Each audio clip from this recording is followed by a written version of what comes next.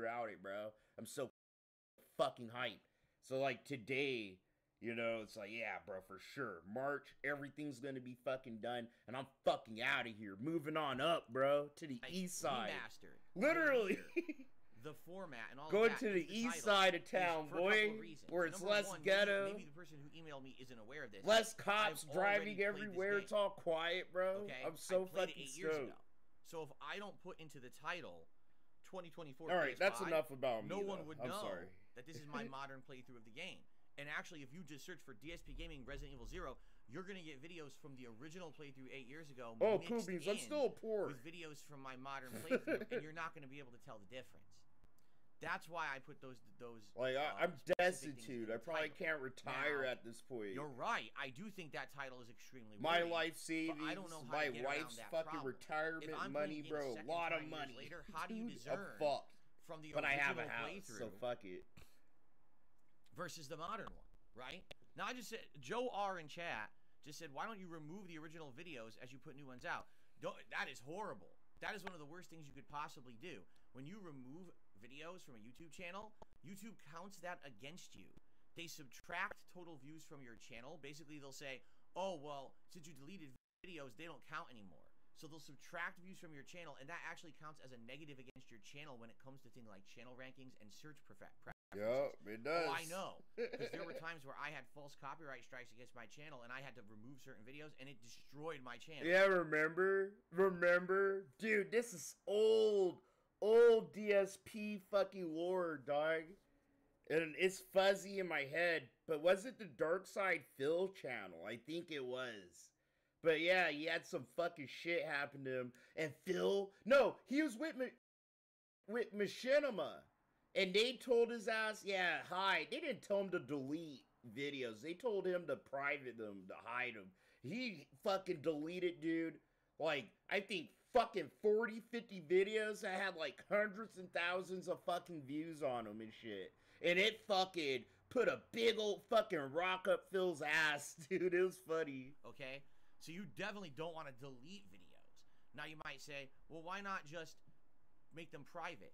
Well, then no one can find the original playthrough. For a perfect example, right now, I'm comparing my original run to the current one. I'm watching videos from the original delete run videos, after the fact and saying, well, how did I tackle unless there's like back then, 8 years ago? This is my advice, because I've had to delete videos. I've had to, dude. I've had to sit here and roll the dice, and it kind of fucked with my channel a little bit. So, no, it's true.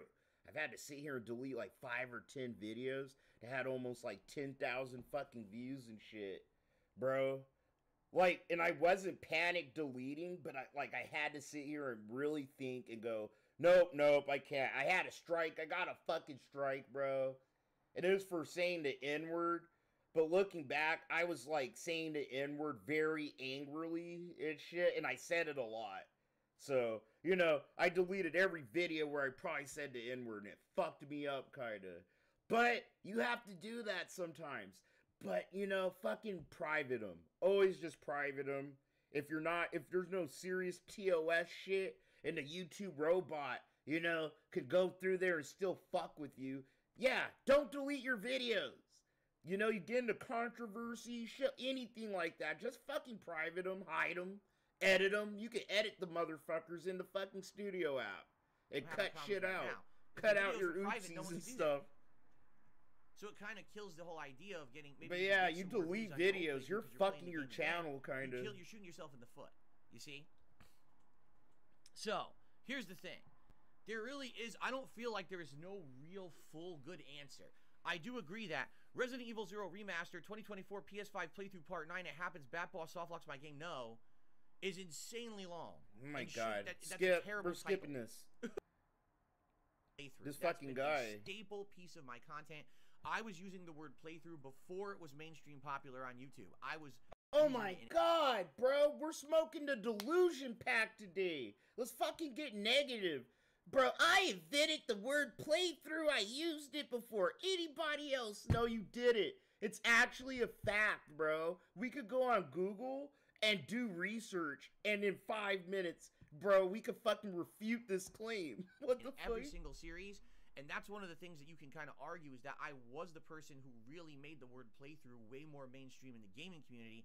Everyone else was saying let's play, but I always said playthrough. And then all of a sudden, years later, everyone uses the word playthrough, right? So, I could remove playthrough, you know, but then the question is it a playthrough? Is it a walkthrough? Is it a let's play? It's all the same fucking shit, you moron. You just said it was the same. You could, you know, a walkthrough and a playthrough are very different. If I don't specifically say that, then people might be confused, okay? So here's the thing, you know, I'm being honest. I agree with everything you're saying, but every single thing that I could take, if I take out remastered, if I take out 2024 PS5, right? If I take out playthrough, so dumb. It's basically taking away from interesting information that you really would kind of want to know. So I guess the question is, at what point do you decide that the sacrifice of less information is more in the case that more people would watch the videos and like it, right? So I guess we have to figure this out, okay? So let's continue on. Next up, a couple of examples you gave in your podcast, like Baldur's Gate 3 Playthrough Part 40, Talking with the Spore People, WoW Secrets Revealed, Let's or get fucking WoW negative. Secrets Revealed of the Spore People, Baldur's Gate 3 Playthrough Part 40. You were correct in saying the first one isn't the best, the second isn't either. You're still including a bit too much information, so I suggest just Secrets Revealed, Baldur's Gate 3 Part 40. It's the same as with the revised Resident Evil 0 title. It's short, it's snappy, it's relevant to something in the video, and it leaves things to the imagination. At the end of the day, a good title is something that grabs attention, isn't too wordy, and still relevant to the video in some way, even if it's just referencing something funny that happened to you or a joke that you made. And that's the email. Yeah, right? name it something and then put it in the title, remastered. Thank you to the person who sent me this feedback. This is very important feedback that I need to know. All right? You've been doing this for 15 years. You're a dipshit. Get the fuck out of here. Do we do that? Do we start? Get out of here, bro. Do I make it just like, for example, today in the first DM video? Keep it in the DMs. Baldur's Gate 3, right? Do I title it Friendly Mind Flayer, question mark? Baldur's Gate 3 Part 40. And that's the title. Or do I say Baldur's Gate 3 Playthrough Part 40, Friendly Mind Flayers, question mark? You know, or, you know, how do I do it? I don't know. We got to think about this. Right now I'm getting different feedback. Some people are saying just leave it like it is. There's not a good solution. Some people are saying, bro. no, try I'm using try a the monkey trim, filter. right? Fuck this guy. Views might get better if people don't see this giant bloat. You know what I'm saying? A lot of people are agreeing description first and name second. Okay? No, there's a description box for the description. Name it what it is, and then use the description box for the description of what they're gonna watch. No, it's not this fucking hard, dude. Labeling it BG3. Even I don't know what BG3 stands for. If I were Baldur's Gate 3. on YouTube, are you stupid? Baldur's Gate 3, and I see something that says BG3, I wouldn't immediately associate that. Let's test that, Phil. Let's test that right now, okay? BG3. Boom. What's gonna come up? Oh! Baldur's Gate 3. Baldur's Gate 3. Baldur's Gate 3. Phil's fucking streaming. His stupid fucking stream. Baldur's Gate 3. Baldur's Gate. Baldur's Gate 3. Baldur's Gate 3. Baldur's Gate 3. Baldur's Gate 3. What else can we get out of typing B? Do it. Do it for yourself. Here, more fucking, this is shit I don't watch. Baldur's Gate, Baldur's Gate, Baldur's Gate, Baldur's Gate. The fuck? This is my stream. Baldur's Gate. Or wait. No. It's the homies. Baldur's Gate. You know, like, this dude's stupid as fuck. Everybody knows what BG3 stands for if you're in the gaming community and you play games. You know it stands for Baldur's Gate 3. All right? That's what it means. Yep. So I definitely, that's too much of an abbreviation. Yep. That's crazy. Yep. Okay? Yep. So, all right. So maybe, what do you guys think? Do you think as of this morning, when I upload a video, I should rotate around and put the description first? I'm totally okay with that. If that's the case, if that's what you think, and you wanted to give it a shot, but I don't think everyone's sold on that either, right? Or I guess the other question is, all right, do I only do it for new games? Like, for example, when I start playing Like a Dragon, Infinite Wealth, and Tekken 8, and the story mode of Tekken 8 and stuff like that, then do I start titling the videos like that? Or do I actually do it right now in the midst of playthroughs? I mean, I'm 40 parts into Baldur's Gate 3. Oh my, no, you're not. If I change it around now, is that going to be, like, distracting? Oh, Bro, wait, he it's divides actually, them like, into hours. I'm starting to hear white noise in my ear, like a little hissing noise. I don't know. That's Also, what I know I if I need would to know skip, you're watching, Phil. which is next. PS3 Troop says do a fake. The little tumor in my And they head, had just Zach, started to to go. look at my channel, and they said, just so you know, just as a newcomer coming to your channel, I can't make heads or tails of the videos. They all look the same because they all look like they have the same title on mobile, and I watch all videos on mobile. And I was like, wow, that's good feedback because I didn't know that. You know, I only see I'm looking from my desktop version, right, on my channel page, and I'm looking at how they appear on the channel page and in a playlist, or, you know what I mean? I'm not looking this from, like, is only for Mike Klum. Phil's trying to set up his channel for the post-documentary renaissance that he thinks he's gonna get. Phil thinks after the documentary, bro, he's gonna get so many new people, and some people are finally gonna get a. And that's why he's setting up a throwbacks channel. Be a fair shake for him. I'm gonna have a bunch of new viewers, and I'm gonna have a bunch of new members. As I said yesterday, that is a possibility. When they come to my channel, I need my channel to look presentable. This isn't for the old viewers. This isn't for fucking me, you. This isn't even for Phil. Phil don't give a fuck. You know Phil. He doesn't give a fuck about nothing. About doing anything to improve his fucking shit ever, bro.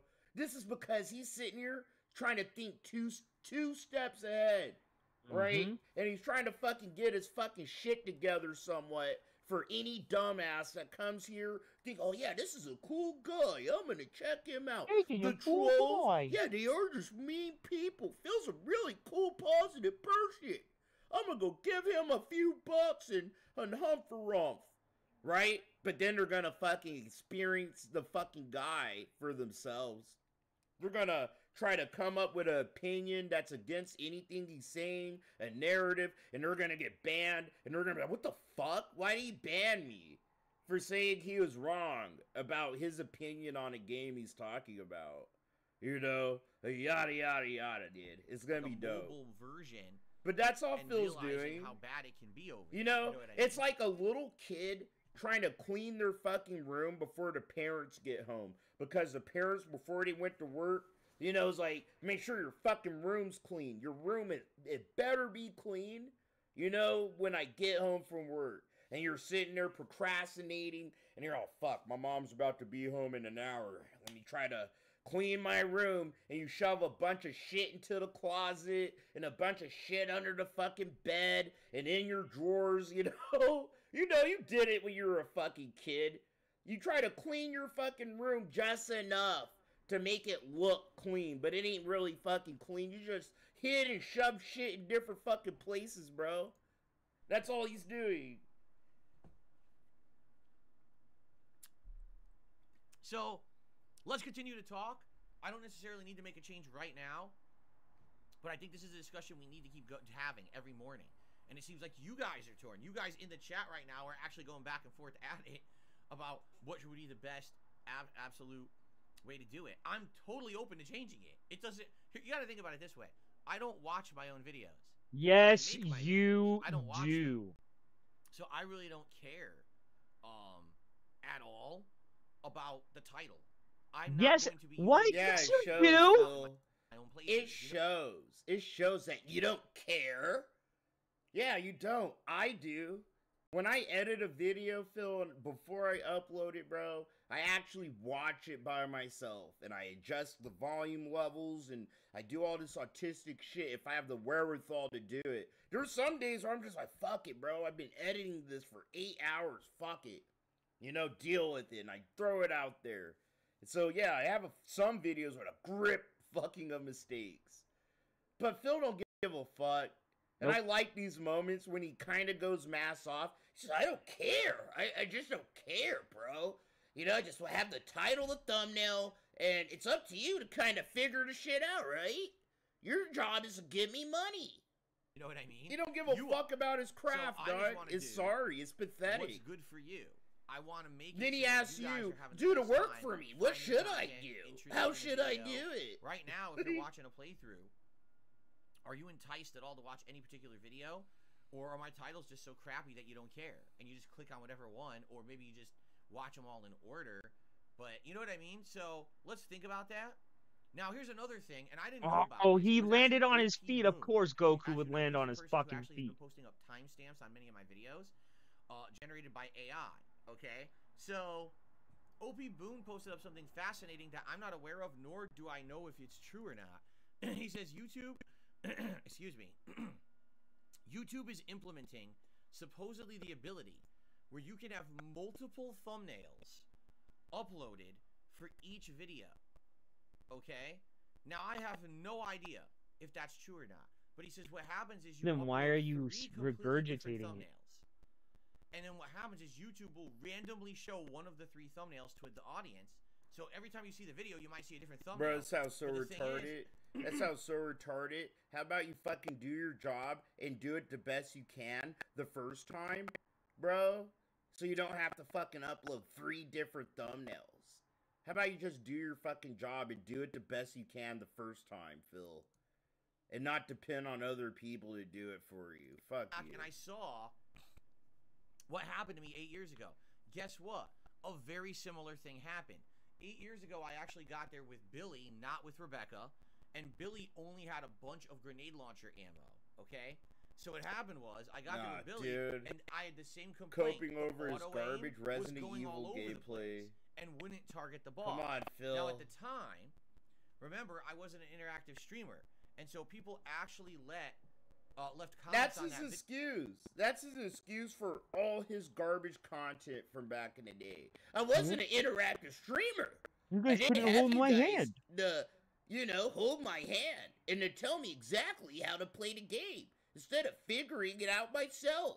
Bro, fucker sat here and bragged how he's a valedictorian and he has a business degree and how he's the smartest motherfucker. He In can the pick up room, any yep. game, play it at a Play at a professional level. Oh, Yep. you have to understand. I'm garbage at games because I wasn't an interactive streamer.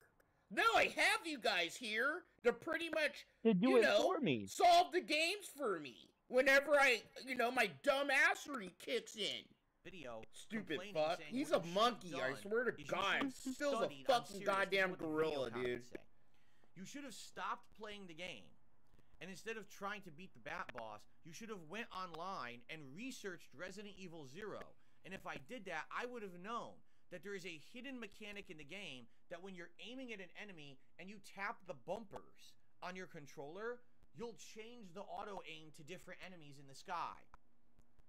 So instead of aiming for the little bat, you can keep changing your aim until you finally adjust to the boss, and then you can shoot the boss. I'm serious. That's what the comments say. Like, it's my fault that the game has this weird hidden mechanic that's never explained. I'm supposed to just know this psychically, or I should have stopped and studied on the internet on how to play the game.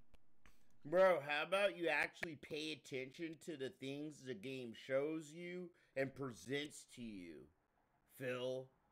Pay attention to the shit you're fucking doing. Do your fucking job, bro. You fucking idiot.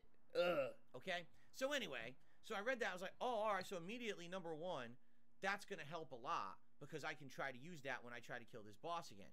But the other thing I didn't realize, you can leave the room.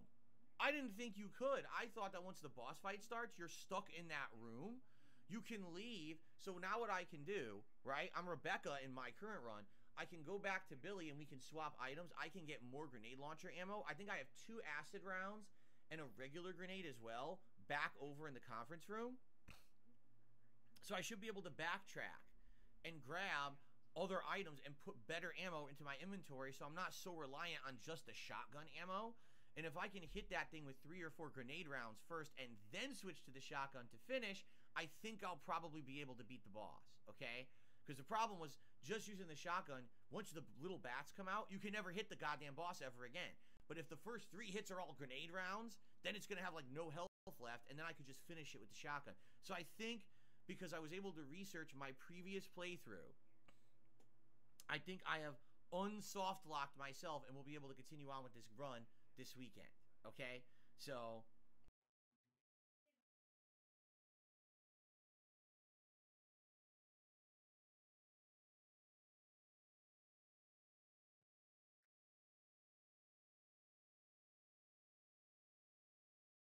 shit going on. There you go. Feedback 8 years ago. Thank you for feedback yesterday. Don't give up. Stay motivated. You beat it. So I think we're going to continue on this weekend and continue with the playthrough. Okay? Okay. Last night, I know it was series.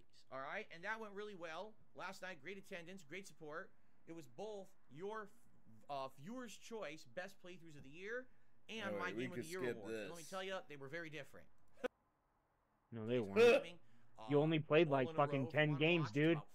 You can't do this game is 10 best list when the majority of your fucking games are the same. The whole game's like this for over like 12, 15 hours. That was my major criticism when I reviewed it. What took them so long to get to the good part of the game? What a bunch of idiots. The pacing is terrible. Wow. So now I'm not shocked that we're 7 parts in and the playthrough interest has fallen off because my interest is falling off. Even watching my own fucking videos, I think it sucks.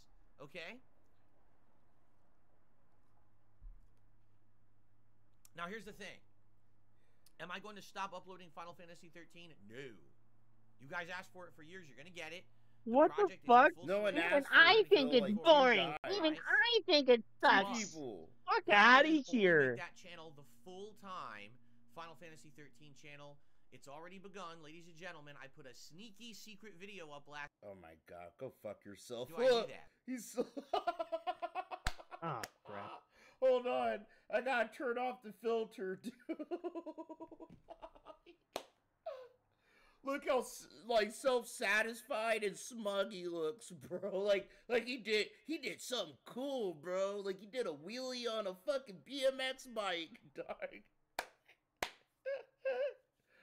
Ah, this face cracks me up, bro. His piece of shit his smug bastard ass bitch face, bro. I don't know why it cracks me up. You just want to fucking sock him right in the fucking lips, huh? Right? Never. That's a face you just want to fucking kick, I talk dude. about what's going on in my life at that point.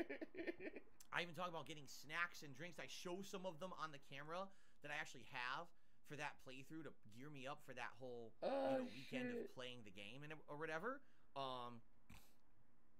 So I watched the video. I was like, this is fascinating. And by the way, it shows the old Xbox 360 dashboard, which is a classic, right? So I uploaded the video and I watched it back and I was like, wow, like this is so reminiscent of a different era. You know, today I start a playthrough and usually when I start a new playthrough, we're over here. We're on the dashboard of a modern console. See it behind me? And I'm talking usually a little bit on the dashboard when we start, and then we boot the game. Or sometimes I just boot the game right up. What is he going on about? It was so different back then. You know, the style of creation and stuff like that. It was fascinating to me to see. I was like, wow, I totally remember this, doing this. And this is really fun. So I made the video live, and immediately the video started getting feedback. People were leaving comments. Oh my god, I totally remember watching this intro over and over. Oh my god. Because I love this playthrough. Oh so my cool god. People just told me how much they love it. They miss the show. He's like Donald Trump. I love it. Xbox 360 dashboard. Look, and other people actually commented. They're like, oh my god. We love the intro, Phil. Such a great intro. Amazing, fantastic. We've been asking for this for years, Phil. And people were like, oh my god. Like, he's like Donald Trump, and I love it, dude. It cracks me up. Wow, this looks so much better. And you're right. If you remember, my old camera, right? When I used to record things, it looked like shit.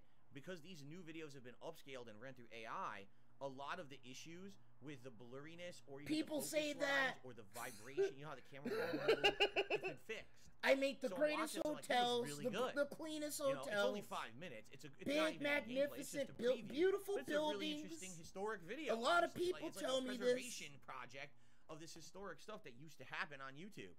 And so I released it, and already I can tell you within 12 hours, that's got more views than the last like 2 to 3 Final Fantasy 13 videos. Just alone, just uploading that, the intro, people are interested, okay? So, I made the decision, starting tomorrow, my day off. Get that white ass my day fucking Get that white, gross, smelly, fucking gelatinous finger out of my face. Bro, I swear to God, I wish this was like an interactive medium, so when Phil points his greasy finger in my face, I could just bite the motherfucker, bro. I'd bite the fucker's fucking finger off. I would. Get that fucker, stop putting your dirty hands in my face, Phil. I don't like that. With the playthrough. I almost feel like I could smell his gross hand, over bro. On DSP Throwback, you're gonna see Red Dead Redemption. He points the shit in your face like that. So you're gonna get to see the difference. You're gonna see this new improved playthrough of mine. Okay? So if you've been waiting for Red Dead Redemption, head over to DSP Throwback, subscribe to the channel, hit all your notifications on, because tomorrow you're gonna see Red Dead Redemption Part 1 over there. Okay? And then what I'm gonna do is every day I'm gonna alternate. So one day you'll get a new episode of Red Dead, and one day you'll get a new episode of Final Fantasy 13, and we're gonna go boom, boom, boom, boom, back and forth. Now, Red Dead is not nearly as long as Final Fantasy. In fact, we did the math, and someone said that Red Dead was 120 parts, the original playthrough. So if you do the math, 120 parts times 10 minutes each. Oh my God, bro! Phil, fuck you, dude. It's about a 20-hour long. Oh my God, he's doing math and fucking algebra. That we can also autistic algebra. No. There's the LA Noire playthrough. Okay.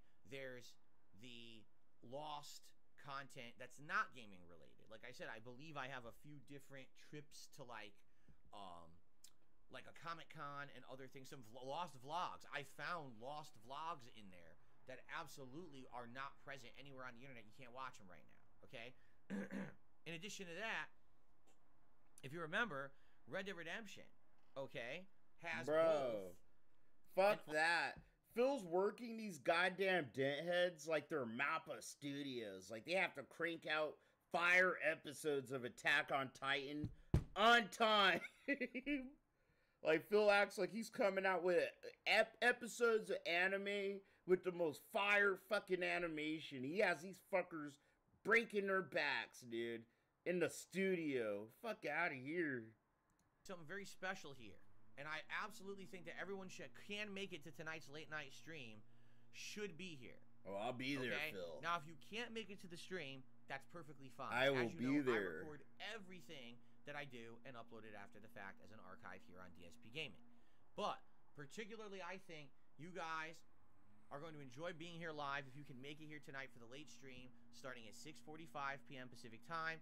The stream should run the usual length of a normal late night stream, but this is kind of a very, very special event. That's all I'm going to say. And as I said last night on the Daily Wrap, this is going to be something. Guesses in chat, guys. I want to see your guesses, bro. I told you guys I have 2 fucking guesses. 2, maybe 3. 3, like my first guess, most probable thing that Phil's gonna show us, he got donated a brand new PC. Brand spanking new, has a new graphics card, all that shit. He's gonna sit here and hook it up in front of you guys all fucking night, and we have to watch it. Number 2, I think he might have Mike Klum come on the fucking, on his stream, you know, for like a back and forth. You know, because they do talk. It's not out the realm to see Phil interact with somebody else, you know. Like, it could be that, but it's least likely in my head. Because the way Phil is about his schedule. But he's overhyping this shit. Phil's the kind of person, dude, that overhype. Like, I'm about to build solar panels all over America. And he doesn't do it. Or like Trump, I'm going to build a wall. A big, beautiful wall. And Mexico's gonna pay for it. Didn't happen. You know? Like, Phil sits here and overhype shit to get the fucking dumbasses super excited.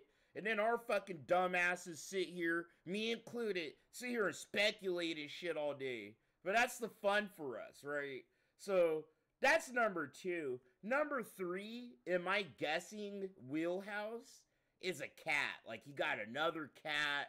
Or something innocuously stupid like that. So those are the 3 things. Because I'm sitting here like, what the fuck? is Phil gonna sit here and show us and call it a special event, right? And overhype it like this? It has to be a new computer or something doing that has to deal with the documentary, I think.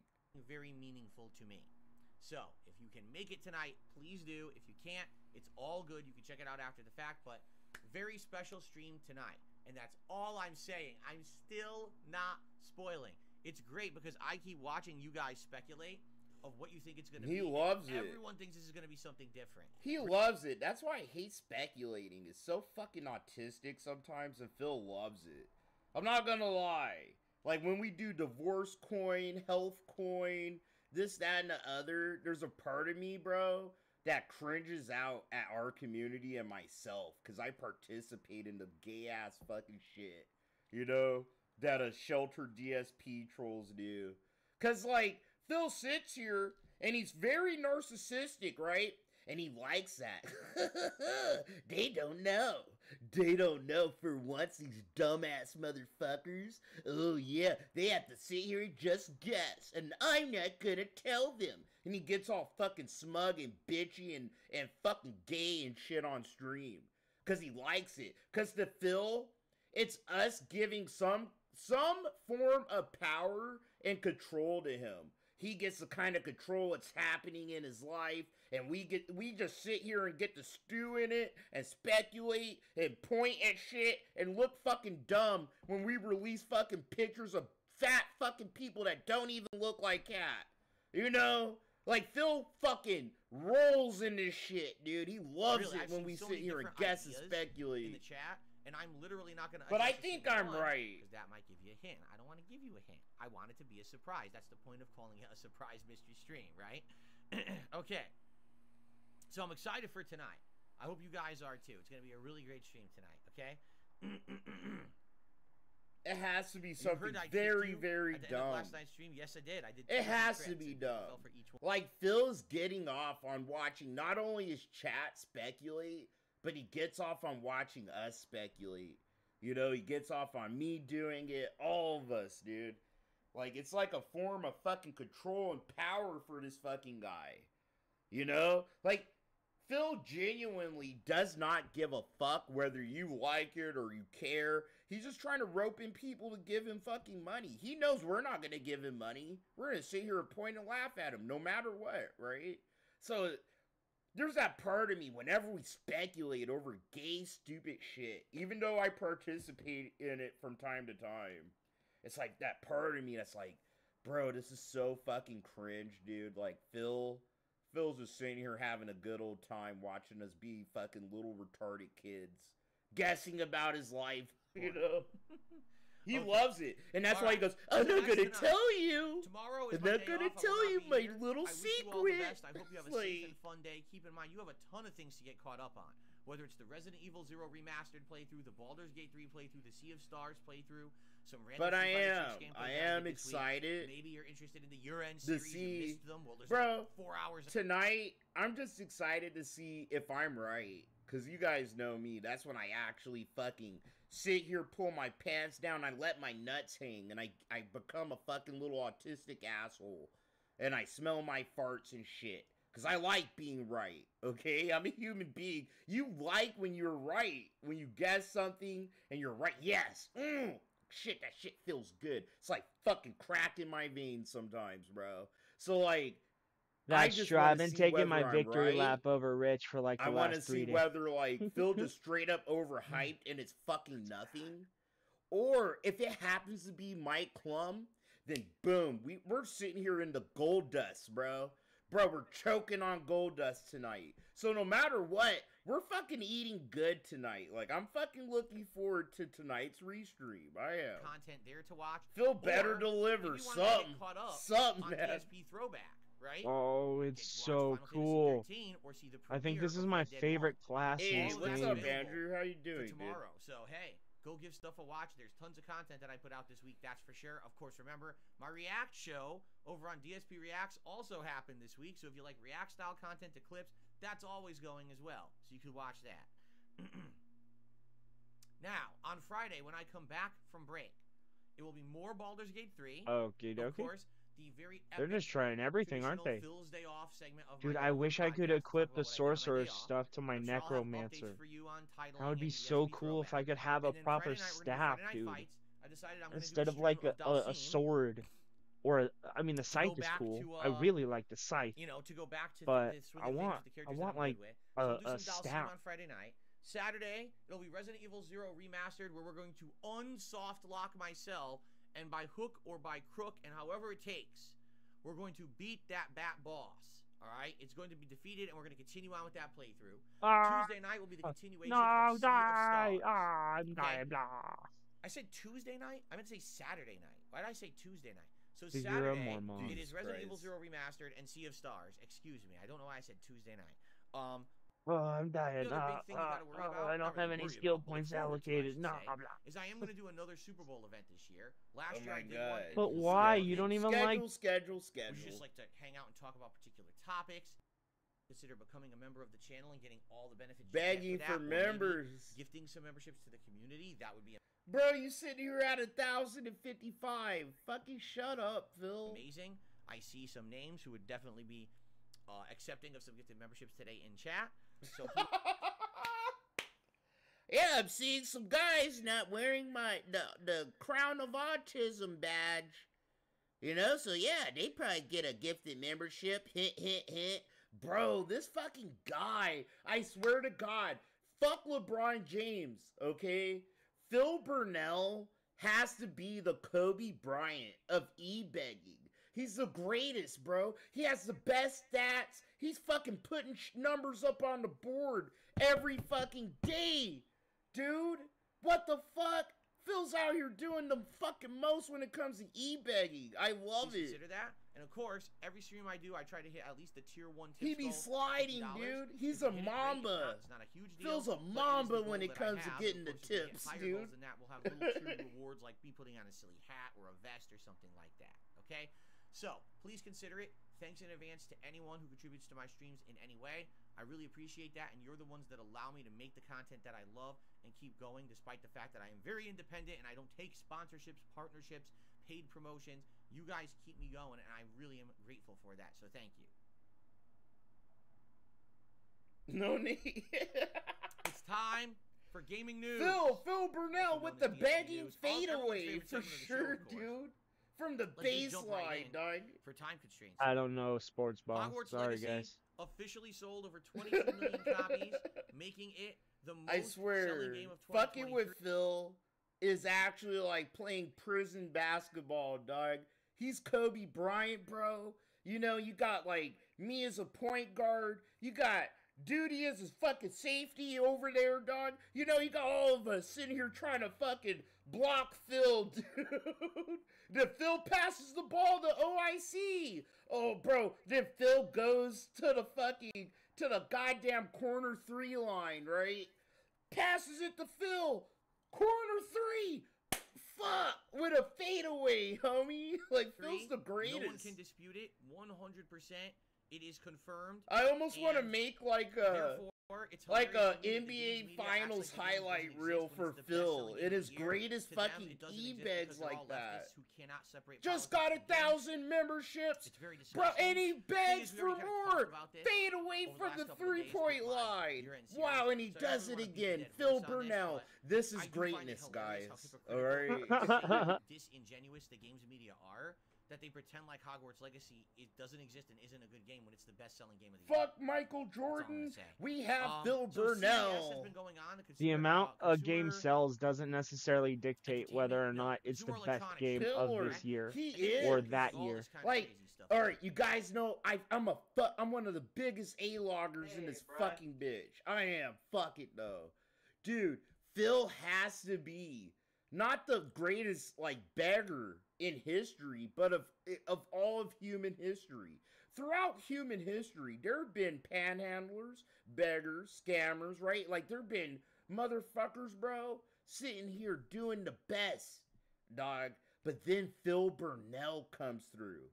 15 fucking years, dude, of literally not doing shit and making over 100 fucking thousand. He done made more money than anyone that begs for money in human history. He's made more money. He's fucking sat here and been the most successful. Like, bro, Phil should embrace that. I'm the greatest fucking beggar that's ever walked the earth. The greatest. Bro, fuck that. Like, he's the upper echelon of all this shit when it comes to asking people for fucking shit, dude. Like, bro, you can't even sleep on this guy for that. I get hyped. I want to give Phil a trophy. I want to make him a trophy for being the greatest beggar in human history. I want to send it to his house. A game that I thought I really do, because it pisses him the fuck off. He'll open it. Getting a movie. Star Wars, The Mandalorian is going to get a movie, right? So I am not dedicated in following this, but it's weird because it's supposed to be consumer electronics, yet they've announced all these pop culture things at the show. Isn't it funny? Because isn't that what happened with E3? Yeah, Phil's the goat, bro. It was just supposed to be like technical. It's probably the one time you sit here and you'll hear me like, I'm making fun of him, obviously.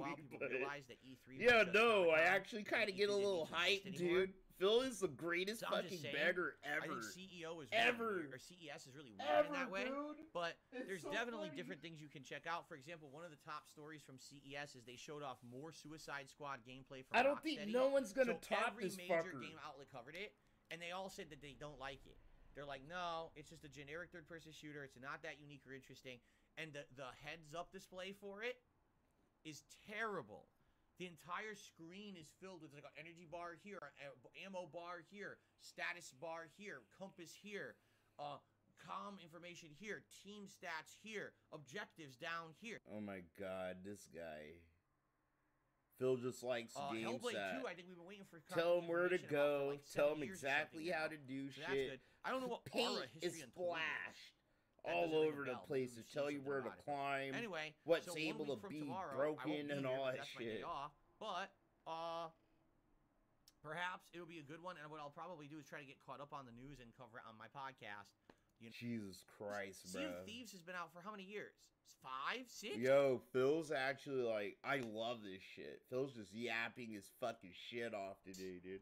I mean, Sea of Thieves came out so long ago that I used to have co-op players who I would play with, and we played it together. You know how long ago that was? That was insanely long ago.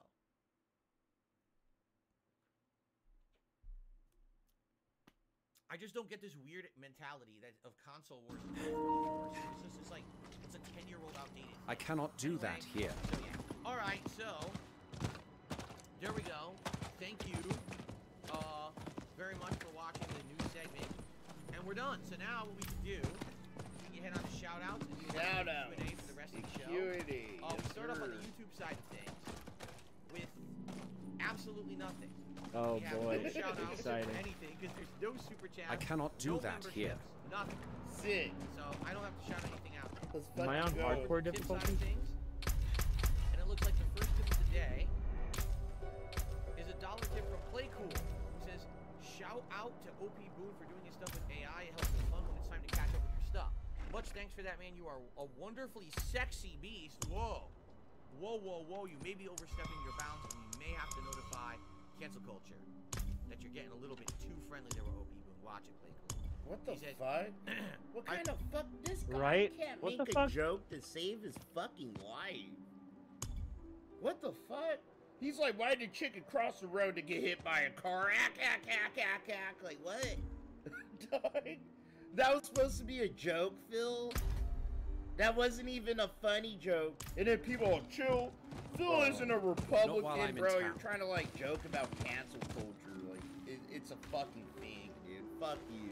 Oh You're yeah, I was literally trying to the see Teflon what- tard, bro. You can't be canceled, Phil. I Shit. hope for the titles to remain Not the while same. I'm in town. What kind of fucking dumbass Republican fucking Oh, joke here we is go. that? Title. I'm on Nightmare. Okay. I don't give a fuck. Okay. That was a retarded ass Republican fucking joke. That's a joke you only hear from a dumbass Republican's head, dude. Right? Like a fucking redneck from the fucking swamp kind of joke. Oh, cancel culture. Oh, fucking dumb, Bro. dude. Creating a problem out of nothing. So play cool. Druid. He's suggesting we keep the titles exactly the same. Seems like everyone has a different opinion on the title. It seems like You're gonna cry and complain about cancel culture, you're a fucking And it seems Republican. like on the, I don't the give a titles, fuck. nobody agrees. Because you be Everyone's gonna saying say, and doing fucking retarded fucking right? shit Everyone's nobody going, likes. "Man, no, this, I And think I then like you this." get banned. So I And think then you we want to get more cry, people to cancel keep culture. It's asking about fucking this. weird. You know, maybe it's Republicans worth it be to try fucking canceling a different motherfuckers typing all the style time that when I they can get start the reading shot, through dude. and see if it works or not. I'll never forget how they Or- did or the see if it's Dixie so Chicks. weird and it bothers so many people that They maybe wanted to don't kill the use it, Dixie I don't Chicks, know. bro. Excuse me. I guess we'll see. All right, for now, that's all we got. So right now, let's do a little bit of Q&A in the chat. If you guys tag me in the chat, all right, I will do some little bit of Q&A for you guys. And if any other contributions come in, obviously I'm going to shout them out. Orange says if the name is in the thumbnail, or it's obvious from the thumbnail, you don't need the name of the game title first. Pocky says, are you going to upload the entire Raw live stream from this late stream? Myself and other Europeans would probably like to see the entirety of this mystery experience. Yes, I've already said as much. Don't worry. Everything I do on YouTube, I record and I archive. You don't have. I mean, What the fuck was that voice just now? But you don't have to be there live. You'll still be able to enjoy the mystery stream, even if you're not there live. I'm just saying, this is something that I think people would want to be there live for if they can make it. So there you go. Smiling Jasmine, I had enough of you, and don't come back. Really, you're just so obnoxious. Goodbye. Okay. Lord Kanye, Phil did not outlive Matt Pat. Okay. You know Matt what Pat Matt retired. Pat did? He beat Matt the Pat game. took off their 6-shooters, bro, and their cowboy hat, and they put it on the fucking coat rack, got on their horse, dude, and said it was fun. I'll see you guys later. But till then, it's just a theory, right? Then he fucking goes, yeah, and he rides into the fucking sunset. He didn't get canceled, he didn't get banned, right? He didn't sit here and fuck up and lose his fucking prominence on YouTube. Dude, he did his fucking thing for like 13 years. I'm done. I'm retired. That's not Phil outliving Matt Pat. That's Matt Pat hanging it up before he fucking fucks up or something, right? Like, he knew when to call it quits. Not Phil. Phil should have been done fucking hung up his fucking shit. Run off into the sunset while he had millions of dollars and shit. Nope. Phil thinks he can do this forever, dog.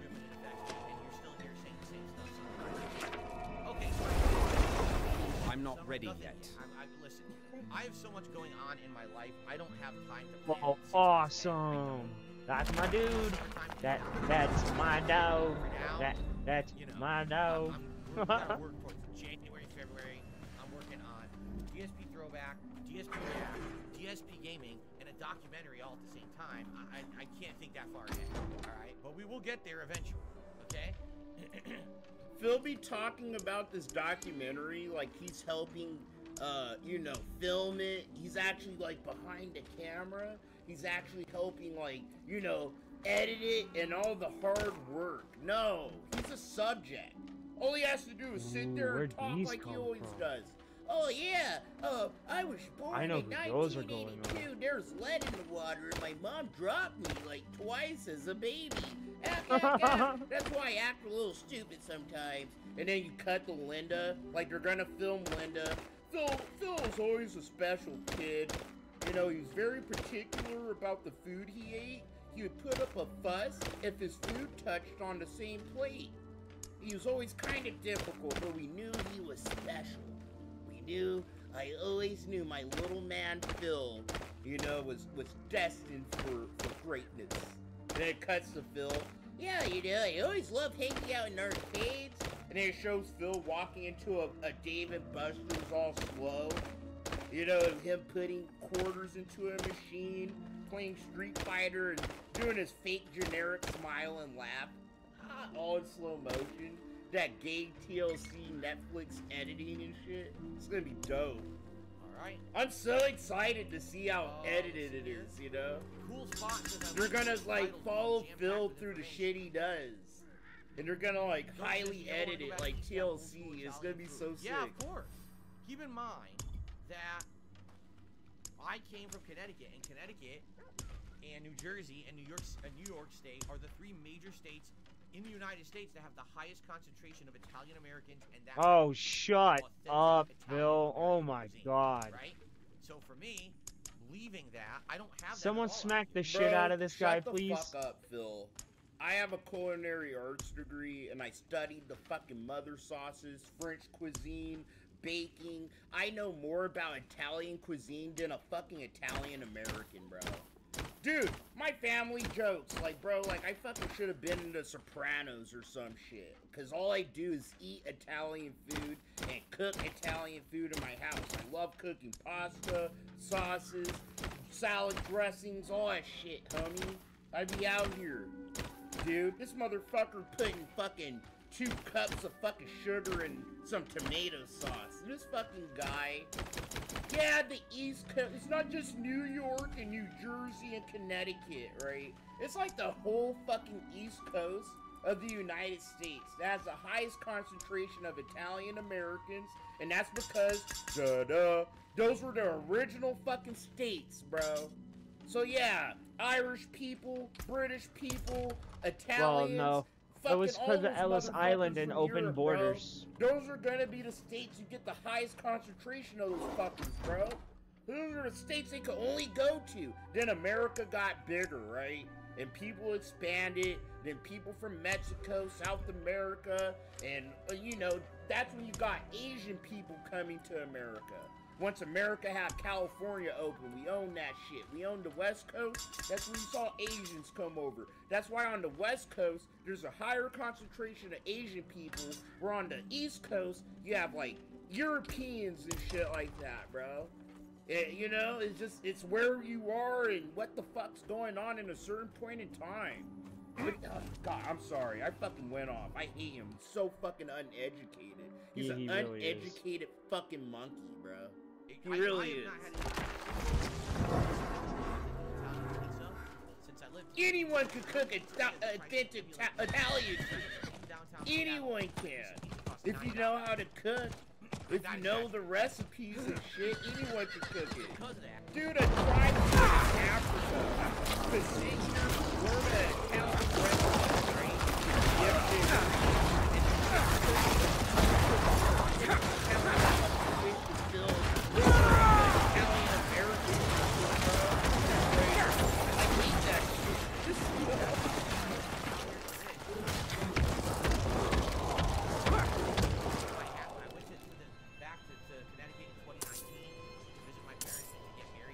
I'm not ready We had yet. the authentic food, we had pizza, and we went to an authentic restaurant with a giant amazing. We'll always remember that because it was so good.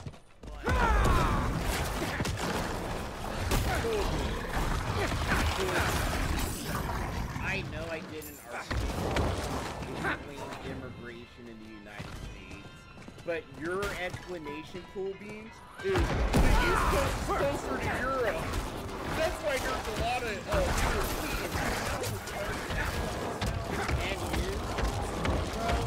when I'm literally telling you, like, bro, we didn't even own all of America in the 1700s or even the 1800s, bro. So you couldn't just sit here and immigrate all over the fucking North American continent, dude. You're stuck to the fucking East Coast, right? And then we sat here, did the fucking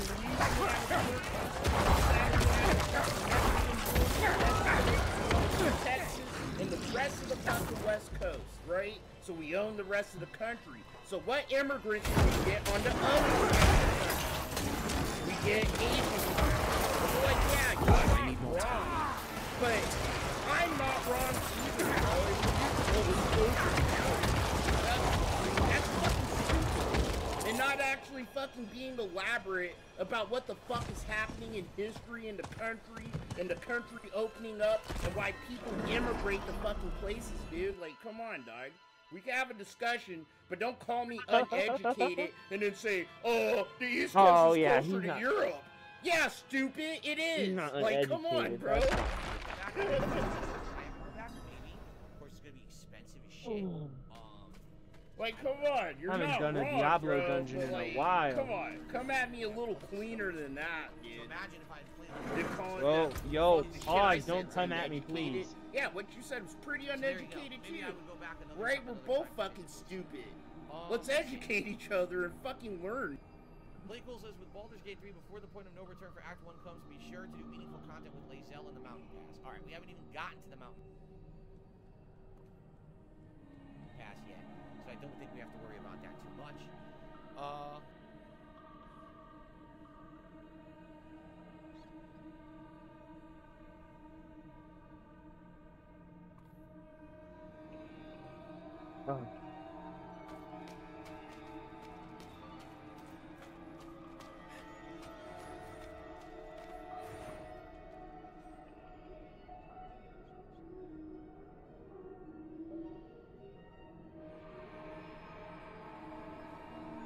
Battle Duchess convinced me I would wake up at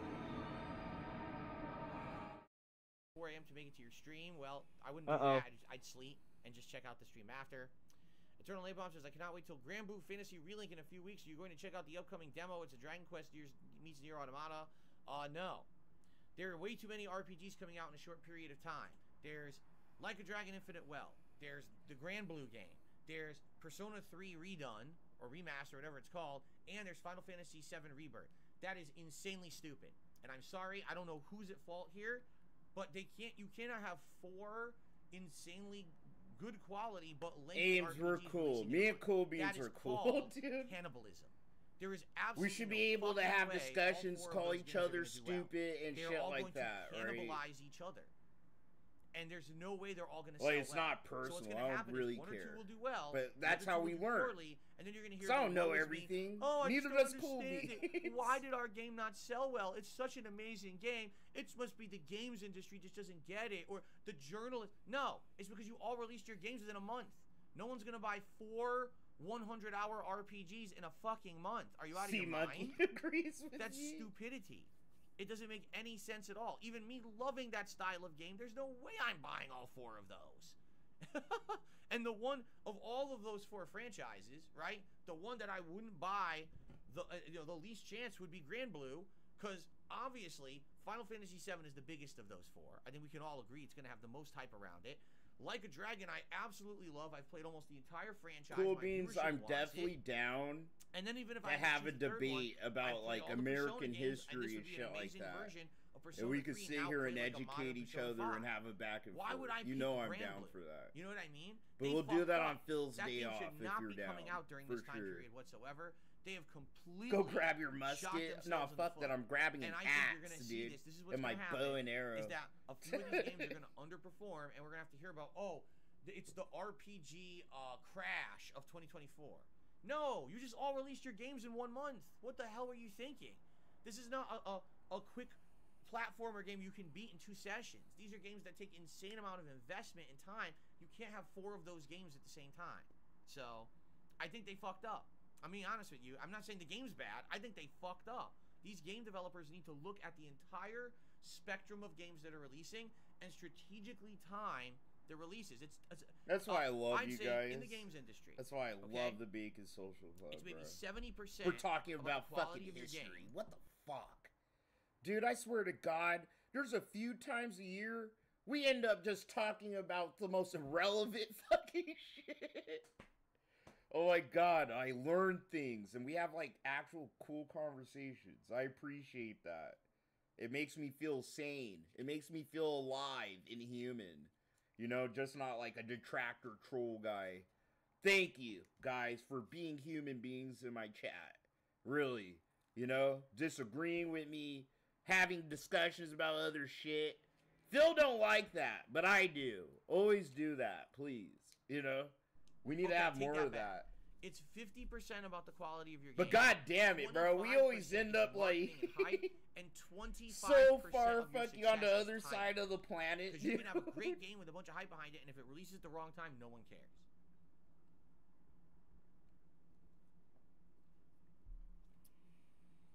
So there you go.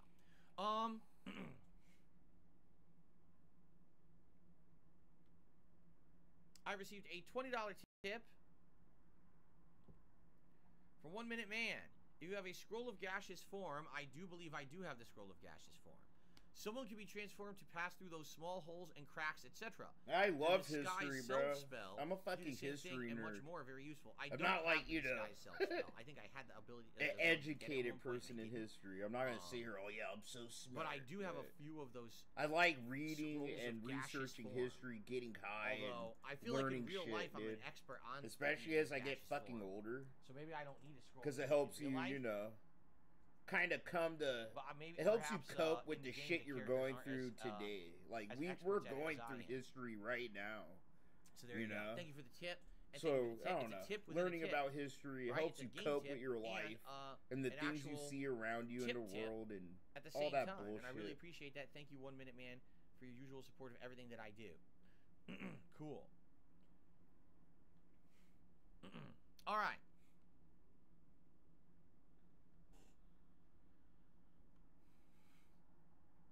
So, what else would you guys like to talk about today? We have a little bit of extra time here. So, you guys want to talk about the World War? You guys want to keep talking about world history while Phil talks about nothing? Let's talk about World War II, bro.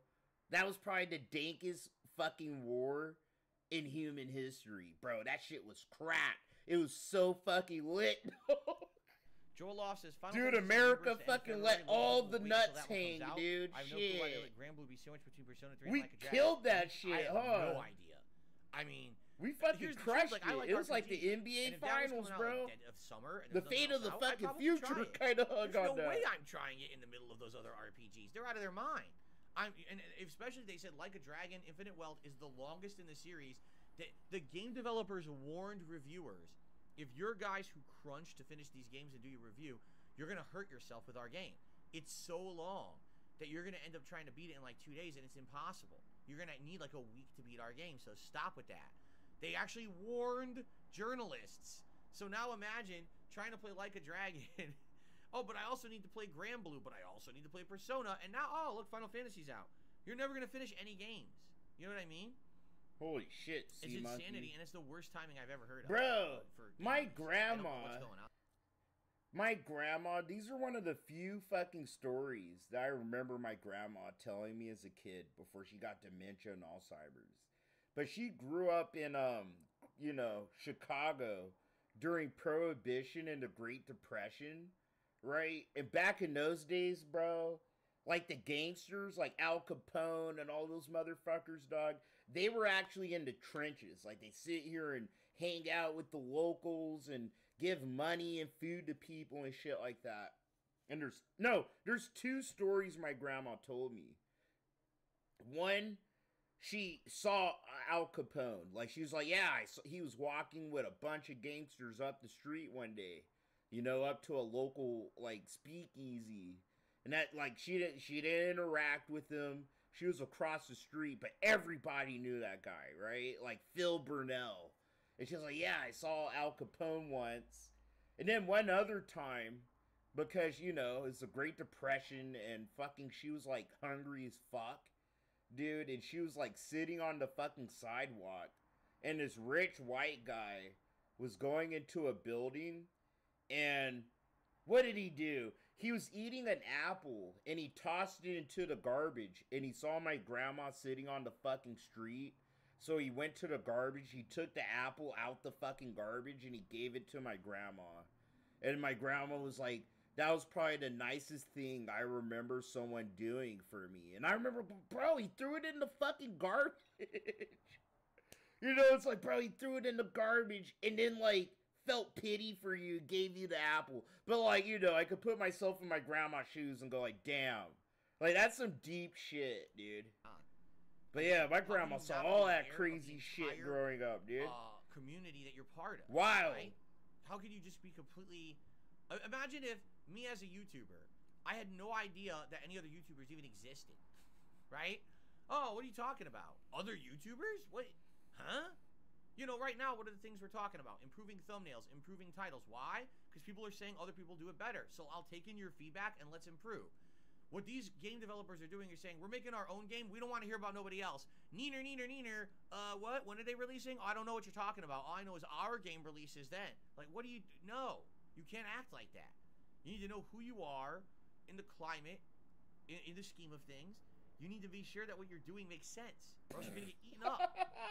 You're like a guppy in a river full of sharks. Why? Why is he talking like this? Like he's some self-aware guy, and he had a good life and career, and because of trolls, that's why he has some difficulties. But he's still trying to pass off these nuggets of wisdom that don't mean shit, but he heard us say. Like, these are things that this community has yelled at Phil over the years, dude. You don't adapt with the... Yeah, Phil. You don't... Dude, he's fucking poop on the fucking street. He done got eaten, digested, and shit out, dog. Right? He's a piece of fucking shit that refuses to dry up in the sun and turn into white fucking hard rocks and shit, bro. Like, he just refuses to fucking die. And he's been dead. He's the Walking Dead. If you read the Walking Dead comics, or you've seen the show, you know how Rick, he would do his fucking big speech, dude? They're the Walking Dead, not us. Or what did he say? We're the Walking Dead. In the beginning of the series, he said, we're the Walking Dead. You know, Phil's the Walking Dead, bro. He really is. What are you thinking? Anyway, hold on. Abdullah says Resident Evil 0 on PC runs at 120 frames. Well, there you go. That's amazing. I think a lot of games on PC have unlocked frame rate, right? Fed Rogers says no. No. Acquired map pat announcement during the no. Bro, especially if they're fucking one-to-one console ports on PC, they lock us to 60 fucking frames, bro. Like Spider-Man, Miles Morales, I think you're locked to 60 fucking frames. It'll break the game, I think. Stream? No. Huh? Spider-Man, you're not locked. Oh, you're saying that I bought out But there's Pat so many console ports. You're just DSP locked to 60 fucking frames. How did you find out? You can't really unlock it at all. How did you find out that MatPat is starting a whole new theory series here on DSP Gaming? Of course, it's my biggest acquisition ever, right? William G. Re-upped his membership for 3 months. Says, hope you're having a great week. Indeed, I am. It's been a very good week, actually, William. So thank you for that. I hope you're having a good one, too. Sarah says, isn't you playing Baldur's Gate 3 now, months after release during the hardcore gaming period, proof that if a game is good enough, it will be successful? No, it's true. The human eye can't really perceive movement past 60. It's almost as fast than your brain and your eye can make those connections, right? But here's the thing. The higher your frame rate, the smoother the gameplay is. Like, that's pretty much what happens. So yeah, you can't really, like, after 60, dude, you can't really perceive, like, these frames at a great fucking, rate like you could below 60. But, like, past 60, like 120, bro, 250, like, my monitor is a 250 hertz monitor, both of these. And all that does is make the gameplay super fucking smooth, dude. There's no ghosting, there's no trailing, there's no motion blur, there's no lag, yada yada yada. Like, it's smooth. As if, like, in the real world, I go to pick up the soda can. I don't see ghosting in my hand at all. It just looks more natural the higher the frame rate is. And then there is a certain point where it looks unnatural, but that's for movies and TV shows and shit. If you've seen a movie or a TV show at like 60 fucking frames, it looks weird. It looks fucking awkward. Like, everything and everybody is moving more stiff, but faster in a way. So, like, that's why 25 to 30 frames is good for movies and TV and shit. Because, like, 60, things look a little weird with actual human being looking things and human looking environments and shit. Because the human eye can't, like, really perceive things naturally past 60. But for games, bro, it's all artificial. I don't know the science. I'm not a fucking scientist. So, yeah, I know I sound retarded and I'm probably wrong. But I'm just going off what I know in my own experience, and I'm taping them together to say this garbage. Fucking, you know, when you play a game, you could tell, you know, it's animation. It's all these, like, set frames, set animations and shit. That's why, like, in a fighting game, I tell people to learn how to frame read, animation read. Because you play Street Fighter, right? You can see when someone takes a swipe at you for a throw, and you can almost see it frame for frame. Every 5 frames, you can see, like, I'm reaching out, I'm swiping at you, I missed, and then you reset the fucking animation to the neutral. Like, everything is more precise and set, where you can just see things more obviously, right? And then, when you up the frame rate, things just look more natural and play more smoothly. Like, in an FPS, bro, like, you don't feel that lag. Like, when you run behind a wall, right? And somehow it's like that last bullet clips your back. You're just like, bro, I was already behind cover. It's like, no, everything just runs smoother. You can almost see your opponents, bro, before they do something, if you know how to frame read good enough.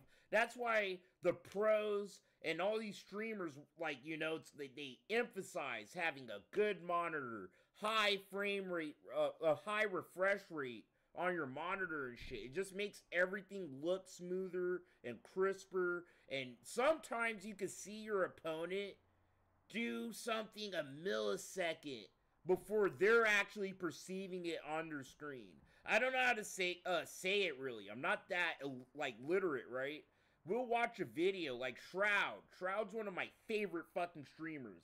Like, back when I was a PUBG streamer on Mixer, I used to watch so much Shroud, and he did a video with someone where they explained how, you know, refresh rates, you know, correlate the frames and how it looks on a monitor and how it helps, like, pros like him, you know, in FPS games and shit. I'll try to look for that video. We'll watch it. I don't know what we'll watch it before I hop off, actually. Because it's very interesting. It's evidence that a game is good. I'm just being honest. I'm a small-time dude, and, you know, a lot of people want to see me play a game, and I played it when I had a chance. I don't think that's representative of anything. We're talking about big-time sales in the games industry. We're not talking about success of a playthrough on my channel. That's a very different, that's like complete different comparison, right? Hockey says Dragon's Dogma 2 comes out in March. The lineup for this year is already insane, and RPGs are all in the first quarter. Yeah, you're right. What's for dinner tonight? I think we're having tuna casserole. What's my favorite food? I don't have one. What's up, vulgar display of pink? Glad to hear you have a great week. Fucking love your name like always. Let's see here. I got a $1 tip. Strange you didn't list any of the 2 Yakuza games, Armored Core or Assassin's Creed. No, but I'm going to try to find that one video. Why would that very be strange? fucking fascinating, dude. Like a Dragon Ishin if is you're interested in modern frames and shit like that. It doesn't really rank for you know, me. You're kind of a gaming nerd. Like a Dragon Gaiden was good, but again, more like a filler game, not really a full-fledged Yakuza release. I mean, that's why they sold it for discount and also put it on Game Pass. The story is very short, and everyone knows it's basically a bridge game between the last Like a Dragon and the next one. So it doesn't really need to be recognized as an outstanding game. It was good, but it definitely didn't like it. Like, I would definitely say other Yakuza games are much better than that, right? So it's not going to rank for me. But it wasn't disappointing. It just wasn't amazing. Armored Core I really liked, but did it blow me away? No, it didn't. Honestly, it was good. It was a solid experience. But it also didn't really like, oh my god, I can't believe how good this franchise is, and I can't wait to play the next one. It's just like, meh, it was all right. I enjoyed it for what it was, so it didn't blow me away. But I didn't hate it, so it's not disappointing. Assassin's Creed, again, like, you know, these are just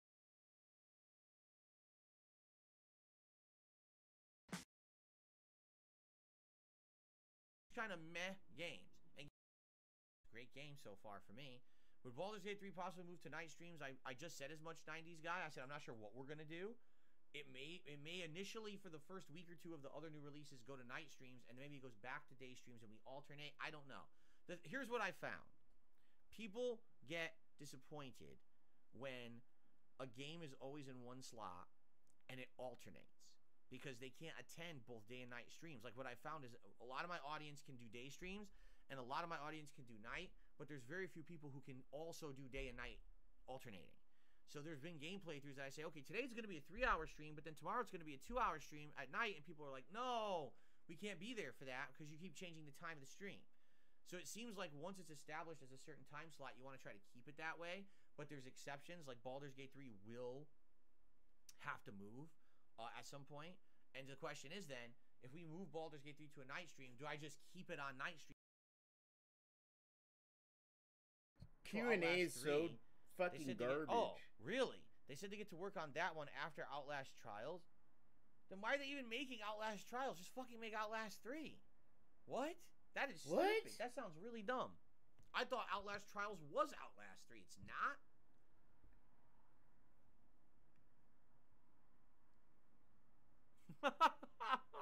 Why do they do this stupid things? Ay, ay, ay, ay, ay. All right, anyway. Any last minute stuff, guys, before we adjourn for the day? That's really stupid. No wonder. Maybe I'm just going to skip it entirely then. If it really is just designed around multiplayer shit, then I might just skip it entirely. It sounds to me what they're trying to do, they're trying to become one of the memeable games, right? All these co-op survival horror games. Oh, there's all the rage, so let's just make one just like that.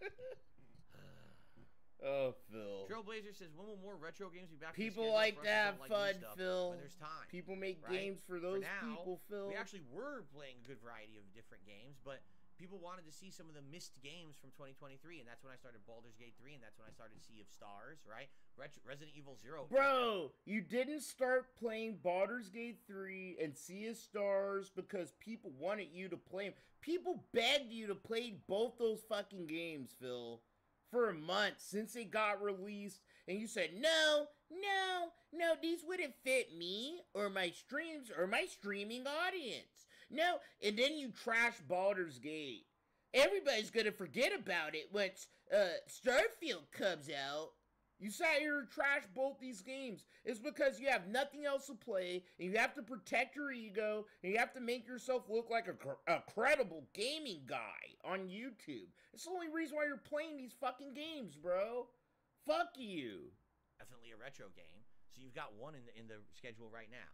But I always like to do variety, yeah, so bro. always, I'm playing them because when my there's too many new customers games, then we gotta want me to juggle all the play stuff them. I can Like, do, no. You know. Parasolo says, well, you think Wolf Among Us will get delayed another year? Probably at this rate. Doesn't give a fuck what they want, bro. Outlast Trials is a prequel to Outlast 1. Oh, I didn't know that. Will I play Gollum: A Rise of Kong? No. Neil Smith says, a show where exchanging memories and stories may maybe try a game you haven't played. That sounds like an interesting show. That sounds like a really interesting show for DSP Throwback. Sure. Imagine that. Maybe like once a month we do a special stream where we just reminisce about the past and, maybe jump into a retro game or something like that from the Switch, like Switch Online or something. Yeah, I would love that. That would be right up my alley. Sure. Exactly. My Ruin says, chasing trends. Games take so long to develop. By the time that a game comes out, the trend is already dead.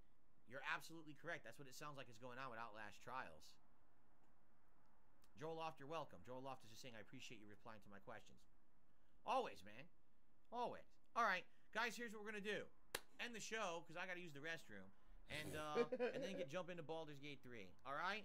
So thank you all. What a great podcast we had today. Tons of topics. All right. We're not going to watch Baldur's Gate 3. I'm sorry. I know some of you guys probably want me to restream it. Maybe Friday. It's a hard maybe. Phil ruined it. Like he does every game. He actually ruined Baldur's Gate to a point I don't want to watch him play it. And he did it on purpose. He's reading guides. He has people holding his hand. He turned on karmic dice. Everything's super easy for him. There's no moments of him actually having to, figure things out for himself. It's super boring. And the last time I restreamed it, I nodded off twice. I actually did. I'm pretty good about hiding it, but I did. I fucking sat here and fucking, caught myself falling asleep 2 different times. And it's just no. It's too messy for even me. I'm not going to do that to you or myself, bro. It's not worth your time or my time. So we're not going to do that on my channel at least. I'll try Friday. I will try. Then that's a maybe even. So, you know, you slide through here Friday, I might just be like, bro, I ain't gonna watch that shit. Yada, yada, yada. So, but tonight, we are gonna be here for Phil's stupid special event announcement, bro. I feel fucking retarded for falling into Phil's ploy, right? But fuck it, man. It's the vortex. There's always something happening. We gotta be here for it. Because things do be happening, right? Even when you expect the worst, the best shit will happen. And because, you know, you'll fall for the trap.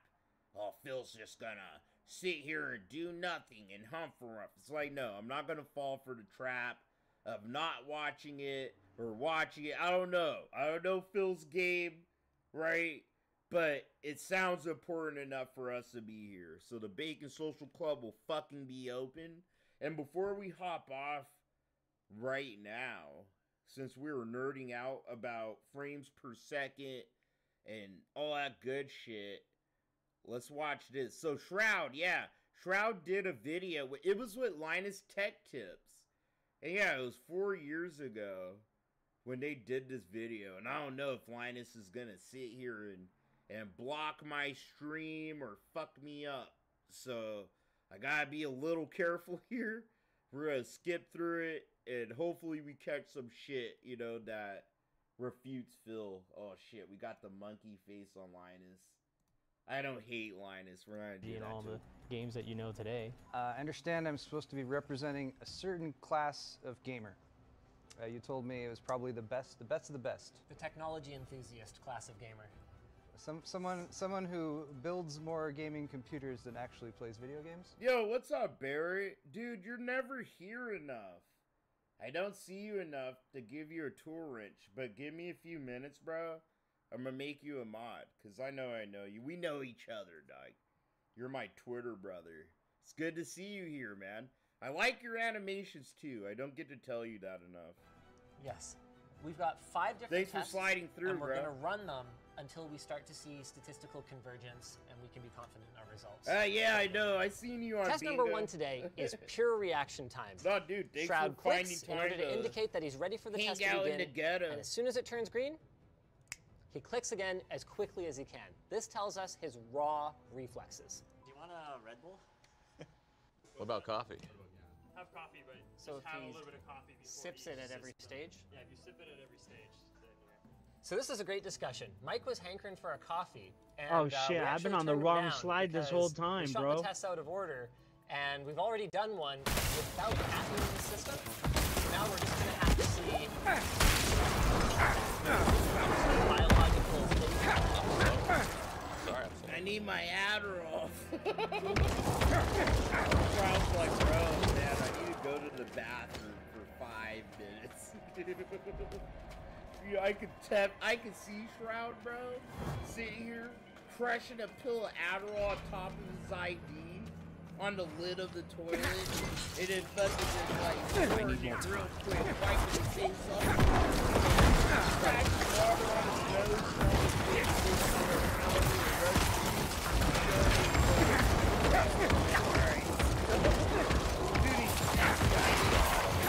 For this test specifically, I don't think 60, 240, 144 make a difference. I mean, the only time you feel 60 versus 240 is when you're moving around like so, and you can feel like the tear and everything, and it's just something that you're not used to. Standing still.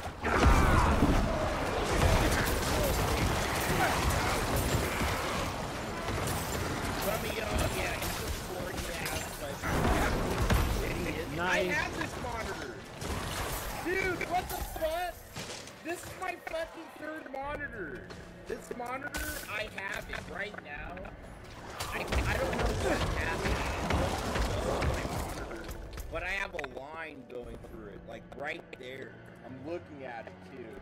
I have a little line going right through my monitor right there. And this is one of the best fucking monitors at the time.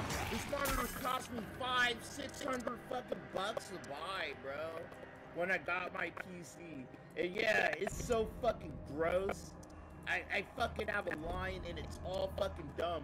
So I have it vertical. It's on my left, but I turned it vertical. This monitor's really fucking good, but I don't know how the fuck I got broke it, and I have a line through it. So I just use it to read shit, you know, and to put like garbage fucking caps and stuff. God damn it. You know, that I could organize. I don't think I'm It's gonna very helpful. In my mind, I know that it does not feel good, right? Because I'm on 60 and I'm like, But yeah, this is a 240 hertz monitor. Yeah, I own this monitor. Fucking tapping it right now. But this is one of the best fucking monitors you could buy a few years ago. It's a Predator Acer monitor, babe. If I remember correctly. I have to look. But yeah, it's a Predator, bro. oh, this feels terrible, but I actually haven't done legitimate like stats and break it down. Like maybe I did get less kills. No, I haven't. Wow. So one of the things our audience asked us to figure out. Vulgar. I don't have in everything. fact, I worked hard, dude. And with that kind of consistency, Hey, Yes. I can't. everything that I have, I didn't beg for, right? And you guys didn't buy it for me. I worked hard, bro, and I saved my money for things I really want. I'm an impulse buyer, just like Phil. I'm an addict, just like Phil, bro. Like, I'm no better than Phil when it comes to being an addict, right? But I have my wife in my life, and she is a fucking penny pincher, dude. And she's the reason why I have a fucking house. She helped me save, like, you know, save money correctly. She sets the budget for her house. She sets the budget for her weed. All that. Like, she's fucking very autistic, dude, when it comes to budgeting and saving money. And I'm so fucking grateful for her. I'm a fuck up, bro. I am. By myself, if I feel bad. Dude, I'm just like Phil about that. I'll never hide that. I always thought I'm an addict, just like Phil. If I have a bad day, bro, it's like, bro, fuck that. I need to get high. If I have 50 bucks in my pocket and I have a bad day at work, right? I'm probably gonna go and buy weed with it. Because it makes me feel better and it helps me get my mind off all my fucking personal issues or the things I'm going through, and it helps me put my head to the fucking ground and grind through till, you know, the sunlight finally shows. So yeah, in my 20s, that was the worst I ever was with money, bro. Like, I'd sit here and blow money on fucking coke, on ecstasy. I'd go to the club. I'd pay for people to go into the club with me. I'd buy bottles, bro. I'd sit here and pay for strippers. And I'd sit here and go hard, bro. I went so hard in my 20s. And, you know, I had my son. So, like, you know, I had therapy, went to rehab twice, had my son, fucking had all the consequences of my actions happen to me. And I've had to sit here and go, I never want to fucking feel like this again. You know, I never want to feel like homeless again. I never want to feel like, you know, alone, homeless, no money, you know, confused about where the fuck I'm going in life. No, I sat here, got a fucking degree. I settled on cooking. This is all I know. This is all I'm good at. Yada, yada, yada. It's like I sat here and made precise efforts, bro, to make my life better. So I don't have to suffer from my own fucking bullshit that I do sometimes. You know, but Phil don't have that wherewithal. He can sit here today and go, I'm streaming WWE champions. And people would still give him a lot of money. He'd still be able to have a good lifestyle, right? I need more time. And he was able to establish himself from the fucking phony and fake that I have to pretend to not breathe. I have to pretend to not be hot. I have to pretend to not like women and this, that, and the other. Like, it's so freeing to just be yourself and be unapologetic about it to some degree. 1.5, 1.7. Now, a couple of them are really focused on your reaction time. Now, everyone knows that gamers So basically, are you expecting?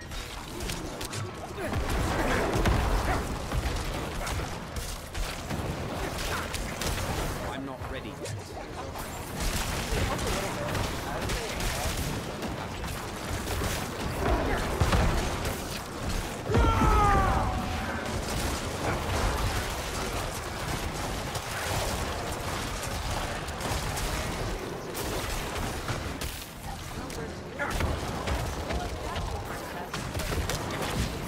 I need more time.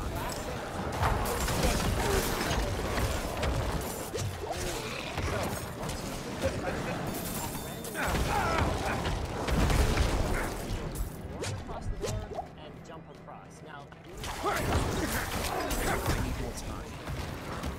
Yeah, I have Predator monitor. These are outdated. I have the new version of this now. This is my main monitor is the current version of this monitor. So I have it's still a Predator Acer, but it's the 2022-23 version where this is the 2019-18 monitor that they had.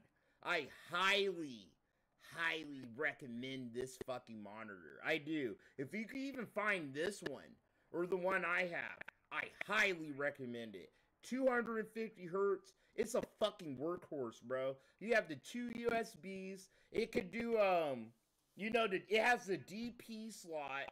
It has the HDMI slot, bro. It has a speaker. You know, it's garbage, but, you know, it has its own set of speakers. If you're just setting up your PC for the first time, have no speakers for yourself, and yada yada. Like, bro, this monitor is really fucking cracked. It is, dude. But it's $600 fucking dollars. And, bro, I literally felt like I cut my wrist when this monitor broke, and I had to replace it. Dude. This monitor broke. It got a line through it after 2 years because something fell on it. So, $1,200, that's what I spent on 2 monitors in the span of 3 fucking years, bro. And it hurt. And I can't really afford to do it. But, you know, my wife bitched at me. I'll never forget it. She gave me a huge bitch fit. Why do you have to buy a $600 monitor? I'm like, bro, because I play games. I sit here and play this shit. I'm out here, nigga. I'm out here doing things. I'm cracking necks and fucking cashing checks. I need a good monitor. I want this one. That's when I get snooty. I'm very fucking entitled about my goddamn PC parts. I want this monitor. I'm not gonna get anything else. Fuck that. No. I just won't use my computer. That's how I am. I just won't use it. Fuck it. This is. Are we on 64? I spent my whole paycheck on a whole new monitor. My wife was like, not having it. And I remember, it's like, nope, you don't understand. You'll never understand. And I get it, but nope, I don't care. I rolled the fucking dice onto the divorce board, bro. I did. I don't care if she thinks some type of way. $600, ka-chink! I had $200, bro, to last me 2 fucking weeks. It was such a rough fucking 2 weeks. Worth it. I'm telling you, I hit this guy at least 3 times. Got my monitor. Fuck it. Like, that's bad, PC. This is hard, man. I'll get him eventually. Oh, dude. Vulgar display of pink. I do use my TV. So, right now, what you see my mouse over, this is my 40-inch Panasonic television that I'm using. So, I use my television as a third monitor. And I use it to watch shit in the living room with my family and shit like that. So, yeah, where my mouse is, this is my fucking television, bro. I use 3 motherfuckers out here. Ghetto. My setup is so fucking ghetto, dude. Like, it looks to me like I he's show hitting you a it. Just so you picture guys of know, it, we you guys double would checked be the like, server check. chill, It's what the 128. That's not the issue. It's not good. I'm sorry, Linus. Well, don't apologize It's to me. ghetto as Apologize to fuck, millions of viewers. man. Oh, okay. Can you explain to both of us the science behind why those shots looked like they were hitting, but did not register? Yeah, so at 60 frames in hertz, you're kind of getting delay in two areas. You're getting delay from the game state to what's actually being shown on screen. So the guy's actually in a little bit different spot because the rendering took long enough to reach the monitor. TJ. Additionally, Bro, your input is also delayed. literally this whole channel, I say it all the time.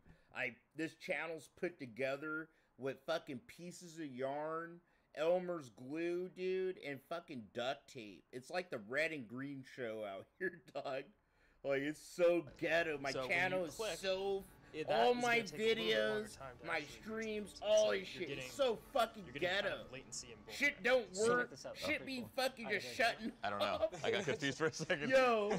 And you can see some of y'all been here. I've had streams, bro, where I forgot to pay my electric bill. Bro, computer shut off in the middle of a fucking stream. Forgot to pay my internet bill. Boom. Fuck. Damn, fuck. I fucked up. Bro, and I had to sit here behind the scenes like, fuck, I'm so fucking incompetent. I actually yelled that at myself, like, behind the scenes. Fuck, I'm so fucking goddamn ghetto and fucking goddamn black and incompetent, dude. No other detractor just be having their internet shut off. Or their electricity. Fuck, I'm such a goddamn schmuck, you know? frames of our 1,000 frames but I laugh. I have to laugh myself because it's funny. On the monitor because it's only refreshing 60 times a second, right? So I got. This don't happen to nobody else with Chill Murray, dude. I'm so ghetto. This one up here, how tippy toes can you get? Because we can't really adjust this right now. I'm good. Okay. So this one right here. There's your crosshair. That one's more arguable. You kind of hit him in the tush. Mm-hmm. So that tiny difference could be exactly what was just explained to us then. My electric, this is dope. So where I live, it's called Empower. And the electric, it's pay as you fucking go. So I don't get an electric bill, bro. So, you know, $20, I put $20 on my electric. It lasts like 3 fucking days, bro. And that's just kind of what we do. And, like, it doesn't... I don't know how to say it, bro, but in Arizona, your electric bill, our electric bills are fucking high.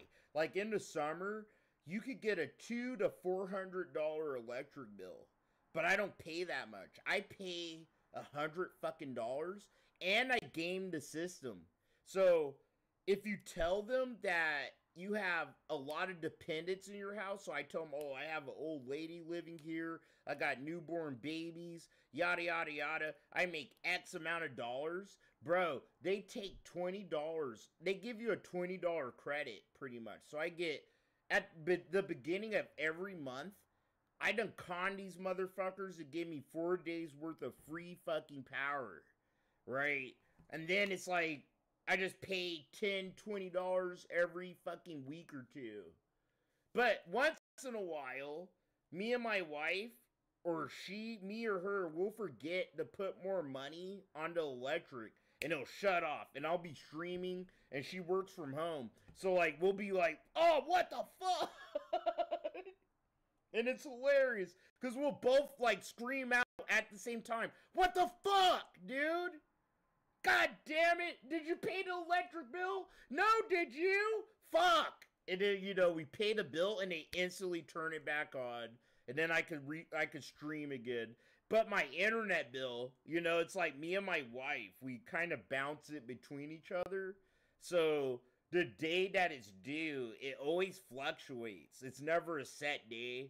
So yeah, once in a while, me or her don't pay the bill like on time, and they'll just shut my shit off, and then I pay it, and then they instantly turn it off. So like my is I don't have it's not that I don't have the money, it's just me and my wife, we both just bounce all the bills between each other and shit like that. So shit just be getting fucking weird. I hope so. Like my car got repoed. I told y'all that my car got repoed like what, twice? It got repoed fucking twice last year. Because my wife fucking forgot to tell me when the bill was due. And we forgot to pay for a car, and they just yanked it. I seen the fucking tow truck actually drive into my shit, take my car, and I told my wife, yo, I think they're taking our car again. And we looked, yup. And it, dude, and I had to yell at her, you motherfucker, bro. You stupid fucking DSP. I call her a DSP when she does stupid fucking shit with our money. I'm like, you stupid fucking DSP. Like, I done told you to tell me when this bill was due so I could just pay it. Like, what the fuck? And we sit here and argue, and then, you know, we have sex, and it's all Tell you okay. something. You absolutely smoked Shroud and Corey in that test at 60 hertz. Do you think you could train up at 60 and hit as many targets as you did at a higher refresh rate? Yeah, definitely. Yeah, I can. okay.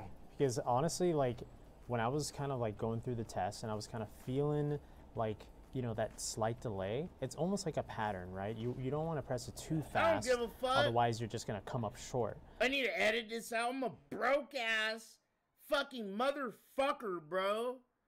Right? That be having fucking issues once in a while. But I don't ask you motherfuckers that pay my bills or to fix my situation. No, I sat here and fixed it myself every single fucking time. Sat here and bought a fucking house. Suck my fucking cock. Whoever wants to see the things I said and wants to misconstrue it or try to say some fucking bullshit, go fucking suck my dick. We could have a debate about it on stream, dude. This is the Bacon Social Club. I'm fucking raw as fuck. So, let's go. like I mentioned before, like I came from fighting games, right? We I had, ain't like, never sat here and been like, I'm so poor. Oh, woe is me. Guys, it'd be cool if I could get $50 in tips because my car got repoed. No, bro. Sat here and paid it out of my own pocket with my own hard work, fixed my own situation, pulled my fucking self up by my own fucking bootstraps. Yes, sir. I'm proud of my shit. I'm proud of my fuck-ups, and I'm proud of my fucking W's, bro. Because I don't never need to fucking ask people for help. I figure out my shit myself, and I always fucking have. And you should have pride in yourself. You should be able to say, yeah, I fucked up. Bro, I had a fuck-up. Oh, boy. Things look sticky. You should be able to laugh at it. If you got out of it, I'm not in fucking, like, you know, I'm not indigent. I'm not in destitute. I should be able to talk about some of the things I've been through because I don't need you motherfuckers to help me. Like, come on, delay dude. between like Xbox and PlayStation, especially when it comes down to like 3-frame inputs and stuff like that. For this one, it's a little similar. If you press it too soon, even though you feel like you're confident that you're going to hit it right on the target, you're going to hit it way before. So you have to like kind of enter in your head that it's like a slight pattern. Because this one, you have to like master a delay. With the higher refresh rate, you just have to master more. Bro, I'm not going to argue Superman versus Goku. Okay? Superman versus Goku, Superman's always gonna win. Always. And I love Goku, but I love Superman, and I know both of these characters. Bro, I've been reading Superman since the fucking Silver Age. Superman has the most retarded fucking powers ever. Bro, my niggas, dude, look at this. Remember this from Superman, what was it, 2 or 3? Superman.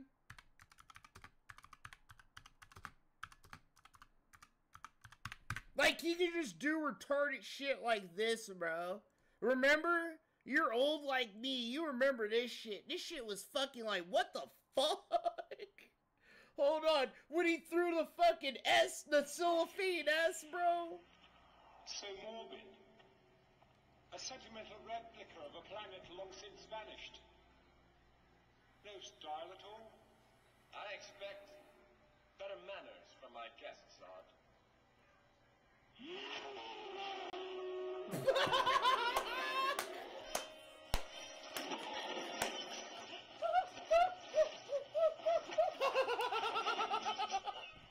Like, bro, that hurt his ass! That hurt his ass! He was sitting there like, what the fuck?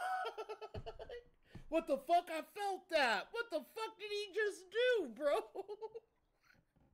Like, bro, Silver Age Superman could do the most retarded shit. Like, he could sit here, bro, and zoom to the end of the fucking universe and back in 2 seconds. He could fucking tow planets around the universe and back in 1 second. He could sit here, bro, and fucking do math calculations just by looking at the fucking problem like a supercomputer. What else could he do, bro?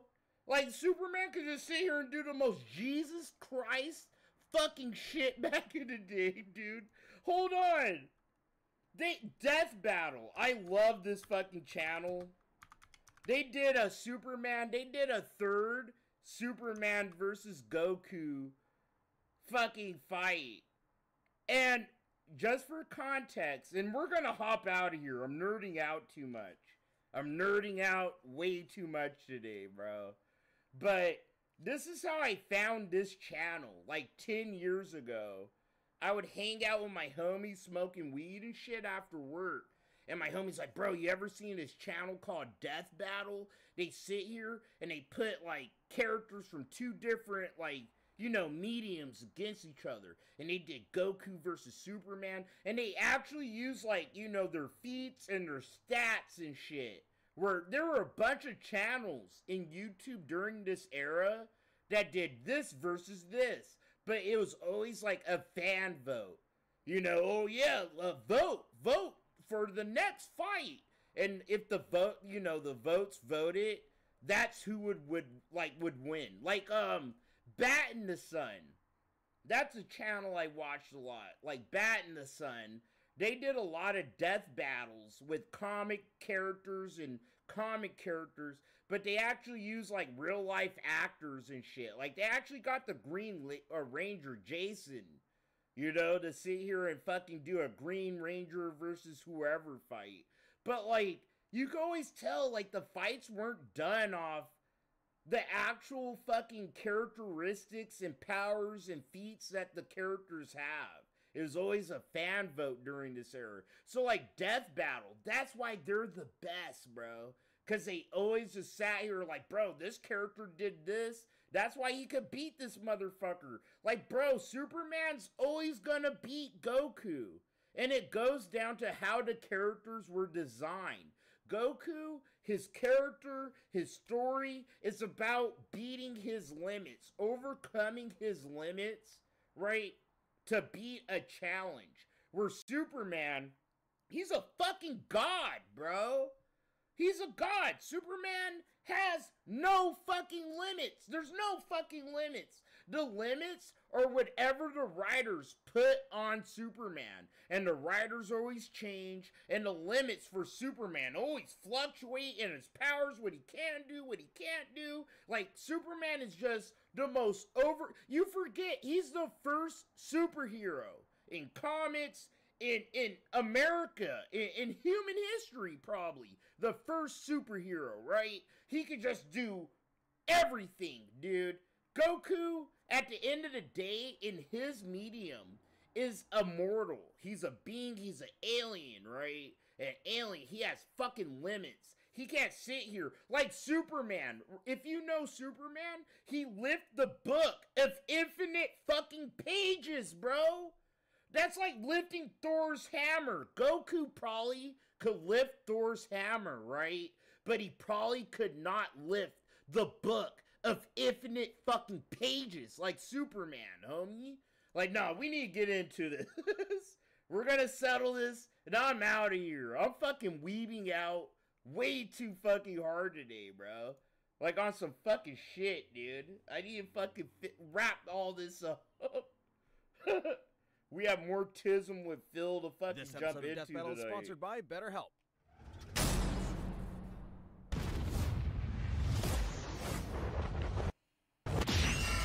Fight! Son Goku, Superman. It's time to answer the ultimate question, and we're taking it all into play. We're examining Superman's extensive mainline comic book canon. Given Dragon Ball Super's contentious continuities, we'll include all three, just to be thorough, plus Dragon Ball Heroes. He's Wiz and I'm Boomstick. And it's our job to analyze their weapons, armor, and skills to find out who would win a death battle. Far away, in an enchanted land, an old master found a boy and marveled at his uncommon strength. This is the story of Son Goku. Chances are, if you've watched some localized anime, you can thank this guy. My nigga, Inspired by my martial arts boy. films and his wife's interest What's your in name Chinese saying, culture, Goku? Akira Toriyama crafted the story and the character that would define generations to come. Dragon Ball! Kakarot was born a low-class Saiyan on the planet Vegeta, narrowly escaped its destruction by Frieza, and was raised on Earth by happy old Grandpa Gohan. Not just I know. Craig used to own this. He did. I know that. Death Battle. I don't know if it's still part of Rooster Teeth, but Rooster Teeth is the parent company that bought out Death Battle. Death Battle used to be independent, and then, yeah, that was Stuttering Craig shit. Like, he owned Death Battle for a little while.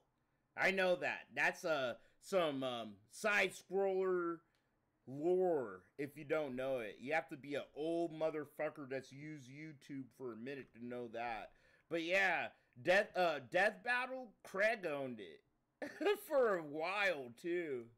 But trained, Gohan began Goku's teachings in martial arts, which he would find to be his true calling under the guidance of Master Roshi. So, alright. Let me get my lore more cohesive. Death Battle was made by Screw Attack, which was Stuttering Craig's company. That was his. So he owned Screw Attack and he owned Death Battle. And he owned it for a good 10 years, I think. And then Rooster Teeth bought out Screw Attack. I don't know what year, but you can look it up for yourself. But I think that's what happened. Rooster Teeth bought out Screw Attack and bought out Craig's shit. So Rooster Teeth owns Death Battle and not Screw Attack and Stuttering Craig. But he did. He owned his show for the longest fucking time, bro. Specifically, he learned the Kame-sen and Ryu style, which focuses on discipline and tenacity, both of which strongly define Goku's character. The more he learned, the more he wanted to improve. This little low-class monkey boy would prove that hard work and dedication can beat raw talent. Within just a few years, if you're a Dragon Ball nerd like me, that's one of the most inspirational things that I think Goku fucking said in the fight. Like, you know, the first fight with Goku and Vegeta, bro, during the Saiyan saga. And Vegeta's like, you're just a low-class warrior. You're nothing. And Goku straight up was like, bro, a low-class warrior could beat an elite if he works hard enough. Dude, a piece of fucking shit, a piece of trash, someone you perceive as garbage could sit here and be as good as you if they work hard enough. Like, that shit was goated, bro. So strong, the only worthy teachers left were gods. And a talking cat, but mostly gods. When you're training to dodge lightning, you know you're a few leagues over everyone else. He did have a slight advantage. Saiyans are naturally superhuman. They also take Nietzsche's famous words, what doesn't kill you makes you stronger, very, very literally. It's almost unfair how much of a boost in power they get after they're hurt. While Saiyans like Vegeta may have abused this trait, it suits Goku. No matter how many times you knock him down, he will get back up, stronger than before. It helps that he knows so many cool combat moves, like the Kamehameha! An incredibly powerful technique that focuses one's ki into a single point for a devastating beam. So challenging, it took Roshi decades to master, but Goku got it in like 5 seconds. It's incredibly versatile, with over 50 different variations. For Let's example, go. Goku can curve the beam after firing, or even shoot it from his feet. But unlike most Yo, Saiyans, he doesn't... that was so fucking goated, bro, in the manga. Dude, Goku versus Piccolo during the World Tournament, the last volume of Dragon Ball, right? Dude, Piccolo had Goku on the fucking ropes, dude, and Goku fucking blasted a Kamehameha out of his fucking feet, nigga. Goku was like, watch greatness, bitch. Yeah! That shit was so fucking dope. You had to be there, dude. True, you had dude. to be there It's for that. true. Blow shit up. Moves like the solar flare. Energy Goku was like, watch greatness, bitch. Require a lot more Fired that shit out of his Because feet. while Goku isn't exactly book smart, he is a genius when it comes to Yep. martial arts. He doesn't just train to conquer his opponents, but to conquer himself. He's also got some different moves, like trapping you in a rice cooker. Well, pretty much any container could be used for the Mothama sealing technique. Then there's Kaioken, aka Instant Steroids. Goku's Instant multiplied his steroids. power by 20 with it before, and in a movie, he even got Kaioken. So Kaioken, if you don't know, It's just a state I of think motion, they yeah. try to tell you Like in the Mastered editing, Ultra but Instinct, but to a lesser, Kaioken lesser, means- lesser, what does lesser, it mean? lesser, God lesser fist. extent. Like what? Fuck. I don't know Japanese like that. Kaioken. Yeah, it's God fist. That's all it is. And you know, it's King Kai's technique. And King Kai, he's the god of what? The South Galaxy and shit. But yeah, that's why it's called a Kaioken. Ken means fist in Japanese, I think, if I remember right. And Kaio means God. So yeah, it's the God fist, bro. That's why that shit was so fucking dope. You know, the Kaioken versus Lord Slug or versus Vegeta, bro. The Kaioken was so fucking dope. Like, you had to be there. You had to, like, actually watch Dragon Ball as it was coming out, like my dad and me, bro. Like, Kaioken, bro, the fucking Super God Fist. I think that's what we called it in English. The Super God Fist. But yeah, that shit was so fucking I don't know goated about when that. Goku came out. up with to that. times 100. What a badass. The Genki Dama, or Spirit And Bomb, that is will never potentially his work against strongest Goku. attack, but it requires considerable time. Unlike instant transmission, which is a teleport that's instant. The way it works is Goku detects another No, person, it like a doesn't. sort of So the Spirit Bomb doesn't need a lot of time. It doesn't. And Goku showed that during the Saiyan saga. He just came up with a little fucking ball, bro. You could come up with a little ball and it'll do a lot of fucking damage, right? But when Goku tried to use the Spirit Ball, it was against like fucking universe busting fucking opponents like Frieza and Kid Buu. That's why he had to sit there and try to gather energy from like as many motherfuckers as he could. But the way the Spirit Ball should be used is like you get energy from shit right around you, like really quick, and you throw it at a motherfucker. But Goku would be put against the wall where he's like, bro, I gotta sit here and use cheat codes. I gotta pull up the cheat codes, bro. I gotta get Earth to give me a little something. I gotta give the Namekians to give me a little something. Everybody gotta give me a little something. That's the drawback on the Spirit Ball, the way Goku tries to use it in the anime. Where the best form you saw it used was during the Saiyan saga, where he made the little ball and he stored it in his hand. He gave it to Krillin, right? And then Krillin tried to throw it at Vegeta. He missed. And then it bounced off Gohan for the fucking 3-point assist. It hit fucking Vegeta and tore his ass up. It tore him up, bro. of beacon, then teleports to their location by launching himself through an alternate dimension where time stands still. Yes, according to the Dizzyeight guidebook, it's a dimension hop. You can actually see this in between space in some movies and games. And the dubs wanted us to think it shot Goku's molecules around at light speed. He did. So Yantra's move is called the Spirit Ball. You know, and it's just a key attack. It's a basic bitch fucking key attack that he could control. He was probably one of the first characters in Dragon Ball to show that you could control your ki. You know, your energy shit once it leaves your body. But that's the Spirit Ball. But Goku's in English was called the Spirit Bomb. Or the Genki Dama, dog. So they're totally different, but they were The dubs almost did more called the than same that. thing. In fact, early dubs of Dragon Ball Z tried to rewrite Goku as a Superman figure. Even his TJ's the famous speech on second? Namek about being... So what was it? Master Roshi? It had to be Master Roshi or Kid Goku that, like, showed that they could, like, control their fucking ki once it leaves their bodies. Because there was a point, you thought it was a singular point, He just went like, oh, I aim at it, motherfucker. I shoot it, and it just goes there.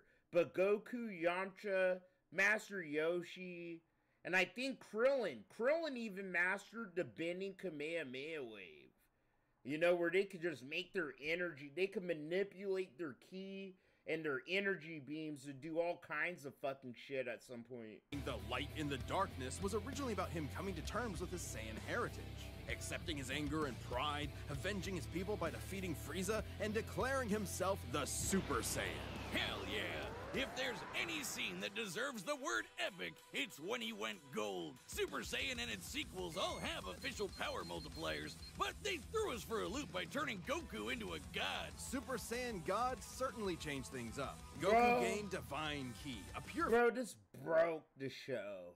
This just broke the lore in the show, dog.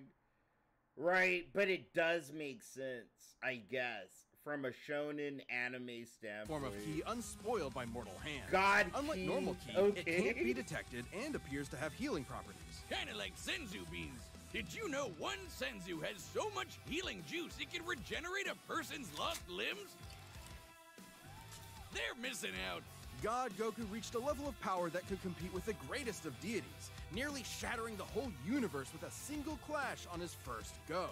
Dragon Ball's cosmology is unique. This model is said to be an accurate depiction of Universe 7, but there's a wrinkle there. When all of humanity went to heaven, because Boo went berserk, Videl commented that heaven is just as large as a universe, and the Daizenshuu backs are up. And, that's heaven. Big planet. So let's scale things up with that in mind. Doing so would make Universe 7 over 50. Yeah, if you're a Dragon Ball head, and you don't know what the Dizzyeight is, go look it up and read it. It's pretty much the all-encompassing, like, Dragon Ball Wikipedia, bro. It explains everything in the Dragon Ball universe.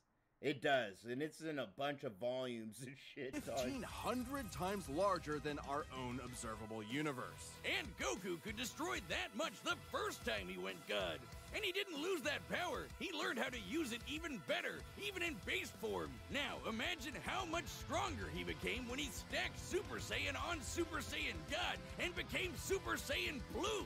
Super Saiyan God, Super Saiyan. Yeah, not saying that. Or after he trained with some almighty angels. Or when he perfected the blue hairdo and stacked Kaioken on top of that. Goku has certainly performed great feats with God Ki, breaking through Hit's time stop by forcing himself into the future, holding off Infinite Zamasu, who was a sentient timeline, defeating Jiren, who shook the entire world of Void by just walking. He even tried out Hakai, the destruction god move that nopes you out of existence, your being and your soul erased from all of time and space. Culminating in his greatest form, Ultra Instinct.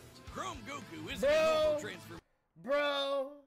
When Ultra Instinct fucking dropped, bro, I'll never forget it. Us in the Dragon Ball community, we were speculating. This is the first time that I was like commenting in Dragon Ball comments on YouTube or like websites in like almost 20 fucking years, bro. Like we were all excited. Ultra Instinct, what the fuck? But it's pretty much like Muso Tensei that Kenshiro does in Fist of the North Star. It's like, you know, the state of being of acting without thinking. And Kenshiro did it. So all they did was rip off Fist of the North Star super fucking blatantly with Ultra Instinct. But it was so dope to speculate on. And my son was about to be born. And I will never forget, bro, yelling in my son's fucking ear while holding him, watching the end of the Tournament of Power and shit. Or when Goku sat here and went, you know, totally Ultra Instinct complete. Ultra Instinct complete. That's what it's called. When he goes gray hair and shit. Bro, I'm telling you, my son knows Dragon Ball already. Shit. It's a state of mind. Ultra Instinct is the highest peak of martial arts. Subconsciously making optimal choices because you're in the zone. Doing without thinking. Yeah, that's what it is. To do. Technically, it can be used in any form, but when perfected, autonomous Ultra Instinct makes... All Dragon Ball did, bro, was, like, not only rip off Fist of the North Star, they tried to kind of rip off more modern contemporary anime power-ups. Yeah, and it's like every anime, even JoJo Bizarre Adventures, every fucking character, they have a super duper state, bro. That's like Muso Tensei or Ultra Instinct. It's pretty much like acting without like thinking. And they're super fast and super powerful, bro. It's kind of cool, but a lot of big animes are overusing it. Like Gear 5. Isn't it called Gear 5 in One Piece? Like even One Piece kind of ripped this off where fucking Luffy has gray hair and he looks all fucking crazy and shit, dude. To untouchable. No matter what comes his way, Goku will automatically dodge, block, and counter to the best of his ability, even pushing his body well beyond his physical limits. So far beyond, in fact, Ultra Instinct can summon a massive avatar to defend him when his own body can't. That sounds really intense! It is, which is why he's developed incremental versions of it for specific uses. It's extremely difficult to maintain the full form for long. Until you get to Dragon Ball Heroes, aka Dragon Ball fanfiction gone chaos. Bro, we don't talk about Dragon Ball Heroes, okay? We don't talk about that around these fucking parts. No, we don't talk about Dragon Ball Heroes, bro. Get that shit out of my fucking face, dude. It is. It's actually fucking like out of control fan fiction, bro. It is. It's so fucking disgusting. I hate Dragon Ball Heroes. 10 times 1,000. While technically a different continuity, CC Goku is functionally a stand-in for the mainline Goku. His history and powers are the same, making his story just as much of a what-if scenario as the multiple super continuities. No, fuck that. Fuck that. Fuck fucking Dragon Ball Heroes. Where Ultra Instinct Goku fight Super Saiyan 4 Goku. It's just fan fiction. It is, bro. And you're gonna put this in this shit? The No. real difference is Toriyama's not really involved. This Goku used instant transmission to teleport through time and dimensions. He outsped a god who could see the future. He defeated Dark King Fu, who was gonna rewrite the entire universe. Hell, this series even makes GT cool. Xeno Goku can break space-time just by going Super Saiyan 4. Looking back at that, Broken ass, non-existent, non-canon fucking Goku. Fuck Dragon Ball Heroes Goku, bro. That fucker is so fucking broken.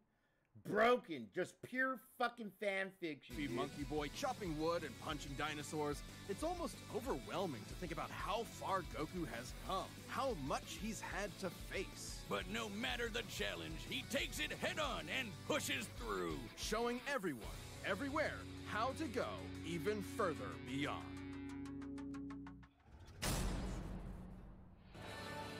Faster than a speeding bullet, more powerful than a locomotive. It's a bird, it's a plane, it's Superman. Geez, just a locomotive? People in the 40s needed bigger imaginations. Born on the far off. Yeah, it's funny though. Bro, so the way I got into Superman was from the old 1930 cartoons my grandma had. Like, my grandma grew up in the 30s and 40s. She loved Superman. She loved him, bro. And when I was a little kid, we, all the VHSs of all the fucking cartoon Supermans from the 30s and shit, my grandma had them. And as a little kid, I'd watch them, like, Superman fighting the giant robots and shit like that. Bro, I'd have to show you. I actually do. Fuck that shit, bro. We're nerding out today. Right now, we're nerding, bro. Hold on. What was that? The old Superman. I love that this is pretty much like Google, bro. You just type in bullshit, right? Yeah, this. I watched these with my fucking grandma as a fucking little boy, bro. These were so fucking lit. These were so lit. Like, look. Like, Superman. This was the golden age Superman. Where he could only jump.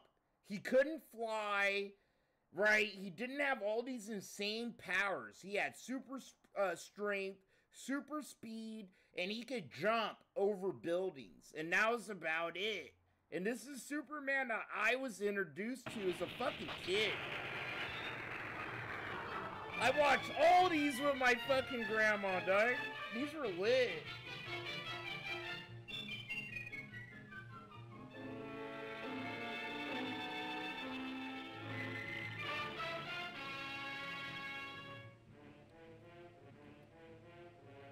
And fucking Lois Lane stupid ass, bro. Always getting into trouble. Like, that was the storyline of these old cartoons and the old Superman comics, right? There'd be a villain and the city would be under attack. And then Superman, you know, he'd be Clark Kent kicking it with the fucking niggas at the Golden Globe or whatever. Right? And it'd be, oh, bro, the shit's going down. And Superman be like, this is a job for Superman. Dude, every time, this is a job for Superman. And he'd jump into the fucking telephone booth, right? Boom! Boom! Out to fucking do the job. Out to get work fucking done, dog. Every fucking episode. These were so dope. Like, this is Superman.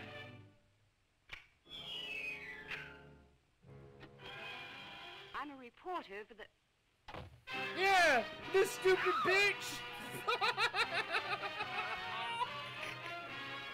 Yo, this stupid bitch Lois Lane every fucking time, bro. I'm a reporter with a... Oh my god, this shit is so timely. This shit is so fucking old, bro. And I'm glad I love it. suggested It's this. funny. The fucking bird, bro. Get the fuck out of here, man.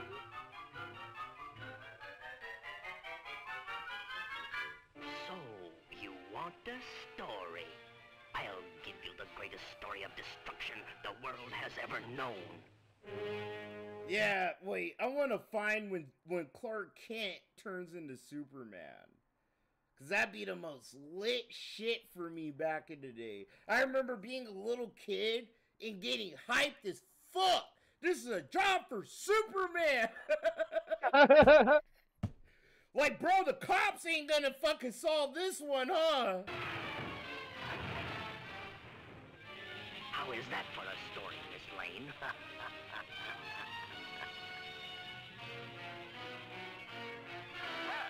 True to his threat, the mad scientist, whose warnings have held the city in a grip of terror, went on his rampage of destruction on the stroke of midnight. The deadly impact of his mysterious ray smashed the famous tower bridge. This old ass, cars and pedestrians yo, below. gathering around the fucking radio. Bro, my grandma was so fucking old, bro. Like, literally, this is my first fucking exposure to Superman ever in my life. The police have warned everyone to remain in their homes. This is a job for This Superman. looks like a job for Superman. My nigga! Let's go! Let's fucking go, Superman! Let's fucking go!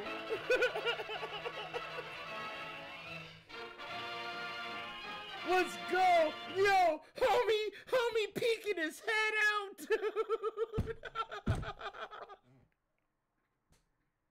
I fucking can't, bro! I fucking can't! Clark Kent goes into the stock room. Bro, motherfucking Superman comes out. Did anybody see me do that right now?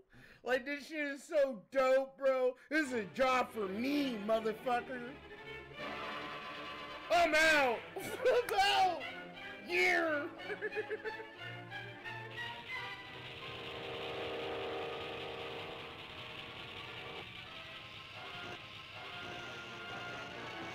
But yeah, bro, these episodes, they were like, what, 10 minutes long, right?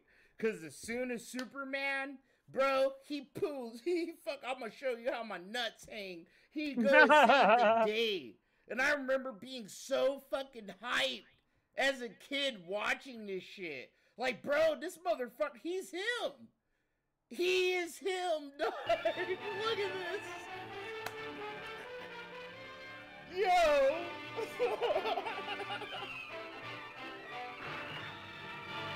Yo. Yo, this nigga's him, bro. Literally.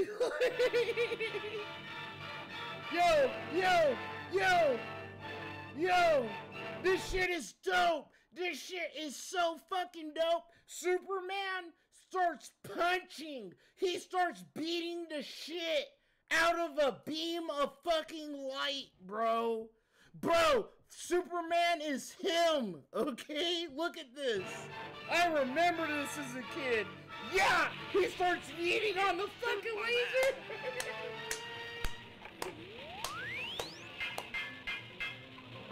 Yo, Superman's just like, yeah.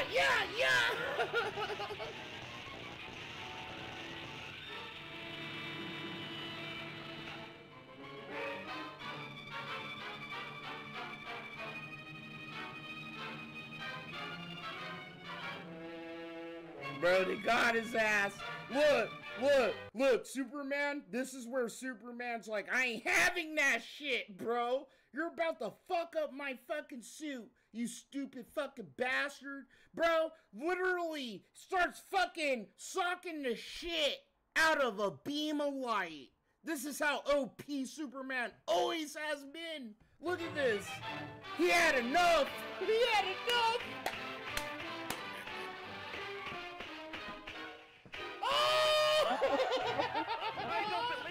Oh shit! Homie's like, fuck! What the fuck? He's punching light!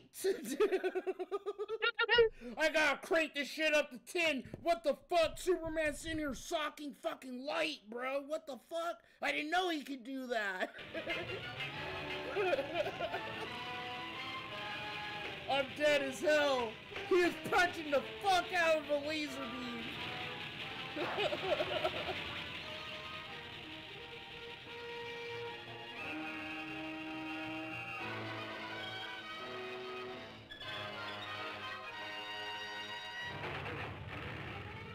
Yep, yes sir, bro, you done fucked up. You fucked up sleeping on Superman like that, bro. Everybody sleeps on Superman, and then they have to find out he could break the laws of fucking physics. You know, like, what the fuck? Bro, I'd retire. I'd be out of the fucking supervillain game. Bro, I fired a laser beam at this nigga, right? And he sat here and yeeted on it, blew my shit up, took me to jail. I'm done.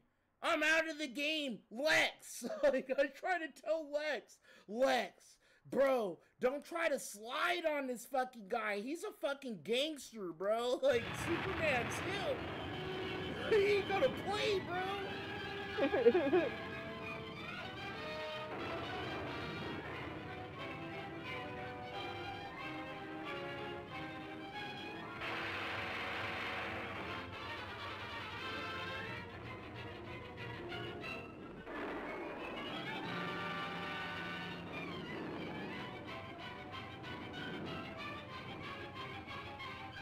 See, that's all you could do. That's all he could do back in the day. This fucker couldn't fly. He couldn't fly, bro. That's a Superman. I grew up with Golden Age Superman. Because my grandma's so fucking old. She was so fucking old. And the only comics that she liked was Batman and Superman, bro. This shit was goated, though. Look, he took Homeboy. He said, motherfucker, where are you going, dog? He took Homeboy with him. That's all he could do. That's all he could do. Motherfucker can only jump. He can only jump like a mile, dude.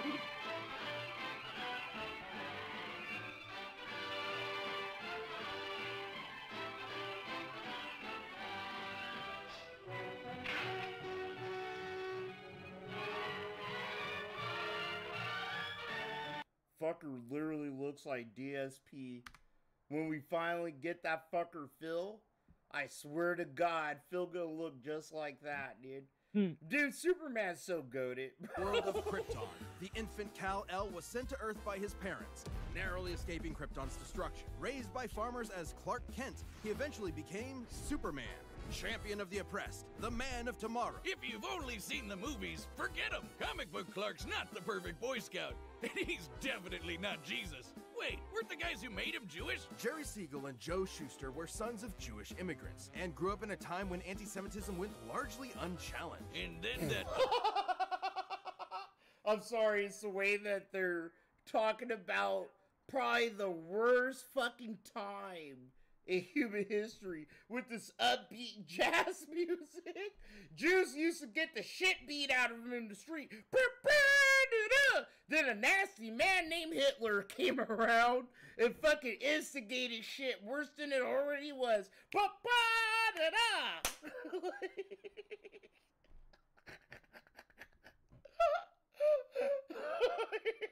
Like Jews were getting their asses beat to jazz music, bro. What the fuck? Ugly mustache showed up. Understandably seeking escape from some truly terrifying horrors, the pair created Superman to be a simple solution to overwhelming problems. A hero who can defeat any evil by just... Man, I'm sorry. Y'all should have turned the jazz music off. I'm talking about the Holocaust. For 5 seconds, just turn off the jazz music. I can't even take the shit seriously. Punching it! Hell yeah! That's how I live my life. After almost 9 decades, Superman has been many things. At the core, his story is one of a refugee, a child who lost his home, left to the mercy of alien people. This new world accepted him, raised him, gave him a new home, because helping others in need is the Bro, that's how I got my mom into Dragon Ball. She's not into Dragon Ball, but what was it? Dragon Ball Super Brawly. When that movie came out, I fucking wasn't with my baby mom. I had no one. I was in that weird fucking spot, you know, so my mom, she was gonna hang out with me. I was like, yeah, I'm gonna watch this Dragon Ball movie. You know, it'd be cool, you know, can you hang out with me? I did. I was like, Mom, can you go to this movie with me and hang out? I really don't want to go by myself and feel alone and depressed and shit. And my mom she went to that movie with me. It's the first Dragon Ball anything, you know, that she willingly watched with me, because she hates Dragon Ball. She hates anime. And she would say shit like, Goku isn't gonna pay your bills. It's Gohan, Fohan. You know, if you have a black parent, you know how they get. Oh, is Goku, Fofu, Gohan, Sho, Piccolo, are they gonna pay your bills? It's like, Mom, they're not gonna pay my bills. Like, Mom, Goku isn't gonna pay my bills, but you sure in the fuck aren't teaching me how to do a tax return. So, you know, me and my mom used to go back and forth like that. And I got her to, like, go to the movies with me and watch Dragon Ball. And, she, you know, they redid the origin story for Goku to make it make more sense. And my mom, I'll never forget it. She nudges me and she's like, so Goku's pretty much like Japanese Superman, right? And I almost wanted to go, no, he's not like Japanese Superman, but like for my ignorant ass mom that's trying to give anime a chance, I was like, yeah, he's just like fucking Superman. Goku is just like Superman, Mom. Just like Superman. It's like a 1-for-1 Japanese Superman. I just went with it. Thing to do. And she That's fucked why with he it became after a that. superhero. The first superhero. Everything's gotta start somewhere, but he was the first one to really take off. I mean, not literally. It took a while, actually, before he learned how to fly. In fact, when Clark discovered his Kryptonian heritage, he struggled to accept it and subconsciously developed mental blocks, severing him from his true power, which he would uncover throughout his life. He's strong enough to shoulder press the weight of the Earth for 5 days straight, or crush coal into perfectly cut diamond. That's not how that works. He's fast enough to reach the edge. This is Silver Age Superman. Yeah, he can just sit here and crush coal into diamonds and shit. Fucking Silver Age fucking... Dude, Silver Age Superman, pre-Infinite Crisis, bro, could do anything. I mean, bro, Jesus Christ be hating on fucking Superman. All the shit he could do compared to him. Edge of the universe in seconds, or even break the bonds of infinity. Wait, he can do all that, but Batman can punch him out? Really? You're probably thinking of Elseworld stories outside main canon like Dark Knight Returns. It's a good question though. Superman's powers have fluctuated over time for a variety of reasons. However, for Death Battle, we take the characters at their best. Yeah, like how his breath is so powerful he can sneeze away a solar system, or blow air cold enough to freeze ghosts! Speaking of, his X-ray vision doesn't just see through walls, he can see through your own body and mind to examine your soul. Bro, get the fuck out of here, Superman. Someone needs to put this fucker down. I'm with Lex Luthor. You could see into my soul? Fuck you, bro. Imagine a Darkseid Phil, right? Could not only see through your clothes, but he could see into your soul. Like, no, we need to put this motherfucker down just in case. Like, dude, Lex, fucking Bruce, they had the right idea. They did. We need to keep this fucking asshole in check, bro. What if he gets mad at us? You know, he gets mad because we made fun of his fucking cape. What is he gonna do? Stare into our souls and destroy us all? Fuck and Superman. Yet, he can't see through lead. That's okay, though. He can just burn through it with his face. Since he gets his power from the yellow sun, his heat vision burns with the fire of a star. And if beams aren't enough, he can blast it out of his whole body for a super flare. It used to totally drain him, but he's learned how to control it. Simply put, Superman's powers defy physics. My favorite examples of this are when he rebuilt the reality warping miracle machine from memory, or punched Brainiac so hard every version of him felt it through all of time, or when he gained 10 years worth of medical training through only 5 minutes of reading and then successfully performed long... Bro, and you expect Goku to beat this motherfucker? Like, I love Goku, and when I was younger, it did make me go like, what the fuck?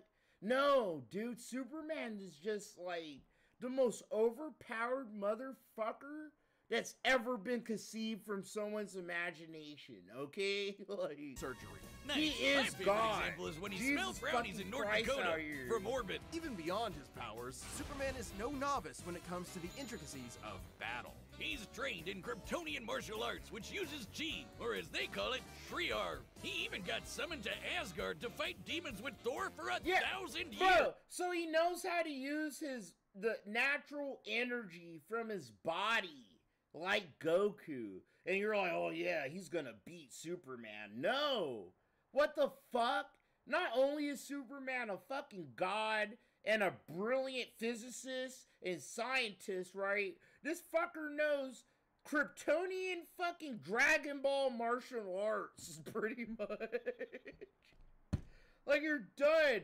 He can control his own ki in his fucking martial arts. Get the fuck out of here. You know what I'm saying? Superman's just too fucking... He's too much. Way too Superman much. can resist being erased from existence, such as tanking Darkseid's Omega Beams. Even Retcon and the Time Trapper, both of which hijack and alter timelines, can't touch him. Not because of his powerful mental defenses or healing factor, but because he's a cosmic linchpin in the greater metaverse. Timelines literally revolve around That's him. true. Go read Superman, or what is it called? Doomsday Clock. Where Dr. Manhattan... It's a story where Dr. Manhattan from Watchmen tries to go into Superman's universe, right?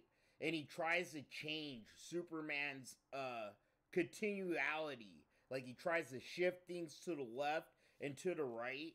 But no matter what happens, Clark Kent is a fucking guy that lands on Earth, gets found by good people, and is raised to be a good-hearted superhero. Like, no matter what timeline Dr. Manhattan went into and fucked with, he couldn't sit here and make Superman, like, corruptible. Like, it was an experiment for Dr. Manhattan. Like, can Superman, he's so powerful, right? He's so omnipotent, just like me.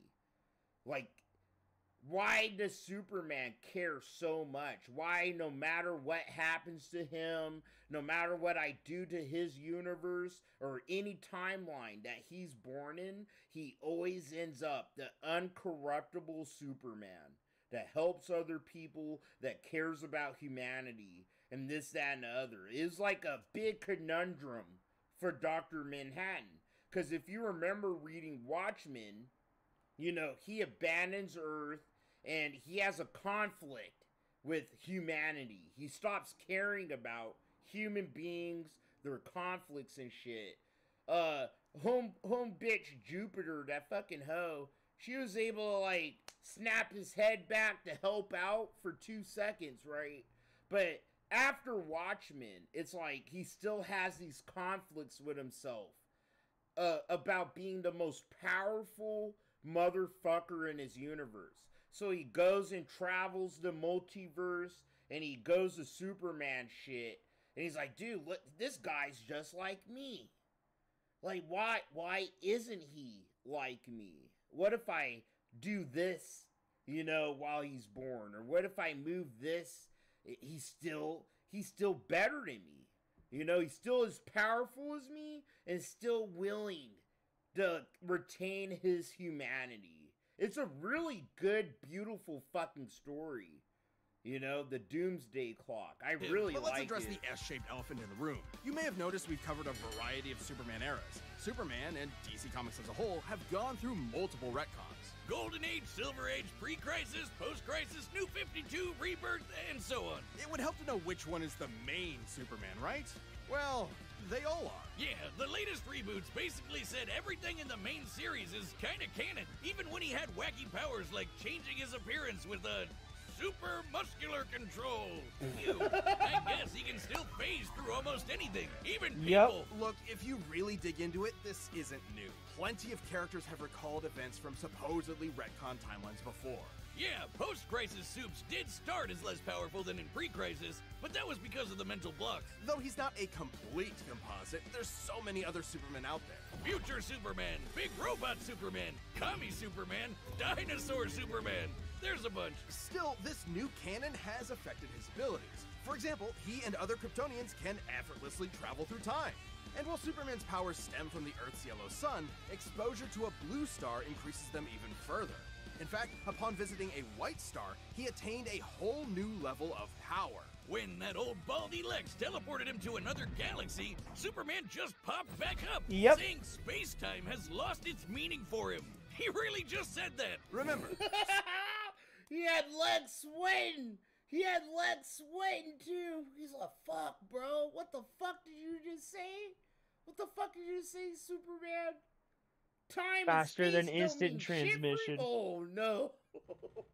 I'm never gonna beat the. Yo, he's like, I'm never gonna financially recover from this. Superman defies physics. Like when he used heat vision to restart the universe by making an all-new Big Bang. We've seen that his universe has a radius of at least 100 trillion light years, but we can calculate a more exact figure. The DC universe is 15 billion years old and expands at 60 trillion light years per half second. This means its radius must be over 50 nonillion light years across. Bro, what? What? That's 31 zeros, and Supes helped make that happen. Well, that's bigger than the Dragon Ball universe. That's like fucking 8 times years. He's like bigger than Dragon Ball, bro. Like Goku could go from one in. Oh, sorry. I drank a couple. What are these? Bud Light Platinum Seltzers. Dude, they're selling them for $1 each. So I bought 8. So sorry I burped there. Didn't mean to. About 1/5 of it. That's still immense power, but if you want something bigger, here's the Anti-Monitor blasting Golden Age Superman with all the energy of the antimatter universe. And then Superman, you know, punched him so hard it kickstarted another one of those reboots. Now, Superman does have weaknesses. There's kryptonite, of course, and exposure to red starlight can fade his powers over time. Not all at once. He has been able to move planets around while under a red star. So And everyone knows Superman can't deal with magic, but it's more accurate to say he doesn't have any special resistances to it. He's defeated plenty of magic users before, even Shazam. Superman challenges the idea that absolute power corrupts absolutely. He's the goodest good guy of them all, but there is nuance to being good, even if he is the ultimate power fantasy, unstoppable and incorruptible. Oh, remember that? I remember ripples. that episode of Justice League I when he ripples. fought Darkseid, and he's like, bro, it literally feels like I live in a world of cardboard. If I fucking sneeze, bro, I'm afraid if I have the common cold, I'll kill everyone I love. You know how much that sucks, Darkseid? That I can't sit here and fucking be myself? Oh, boy. Today's the day I get to be myself, nigga. I'm gonna show you how low my nuts hang. And he sat He here beat the and beat fuck the out of him. dog shit out of Darkseid, bro. He's like, yeah! Fucking yeah, bro! Went to the fucking finals on his ass. Took on the World Forger, one of the most powerful reality shapers in all of creation. Who was in the 6th dimension, crafting a whole new multiverse to replace the one Clark calls home? Who's gonna stop him? Superman could, and the Forger knew it. So he was trapped on a world with a sun so distant he could never escape. Or so the Forger thought. Instead, Clark found the strength he needed to fly at that sun, dip through a ton of stars, KO the World Forger, and shatter his new multiverse with a single punch. Because that's Superman, a simple solution to overwhelming problems. He's the kind of person to save a cat from a tree, answer Yo, Christmas no, remember this, bro? Remember this, guys? This shit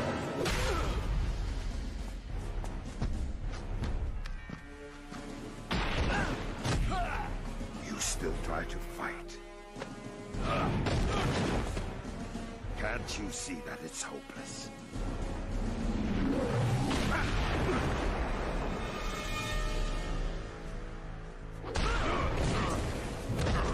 That man won't quit as long as he can still draw a breath. None of my teammates will. Me? I've got a different problem. I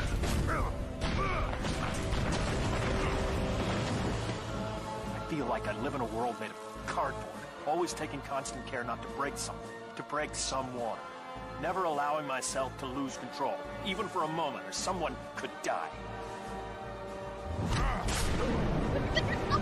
Yes! But you can take it, can't you? Can't you, man? big boy? What we have here is a rare opportunity for me to cut loose and show you just how powerful I really am.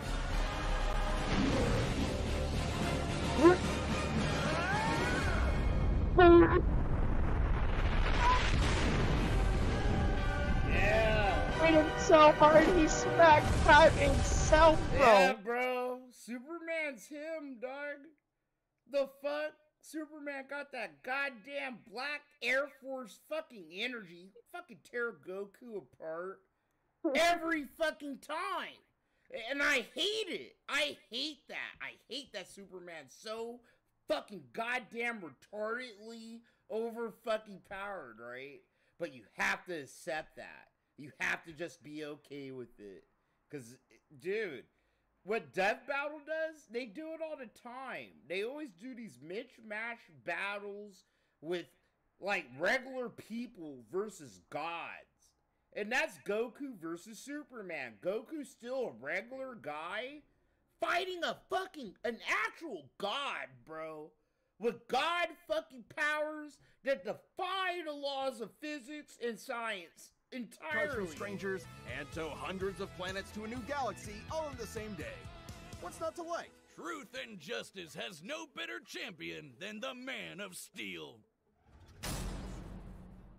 This episode of Death Battle is sponsored by BetterHelp. Wiz, it's getting to be the holiday season again. This is the shit that Phil thinks he's better than. This is an example of what Phil doesn't like and he thinks he's better than.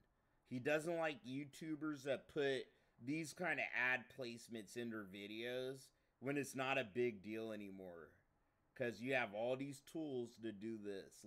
Look, if you don't want to see an advertisement in a YouTube video, do this, okay? It's pretty dope. It's very goated. It's the most goated fucking tool you ever fucking be given if you don't want to watch a forced YouTuber's advertisement. You have the skip bar. It's so fucking dope, bro. The motherfucker who invented this was on crack when he did it.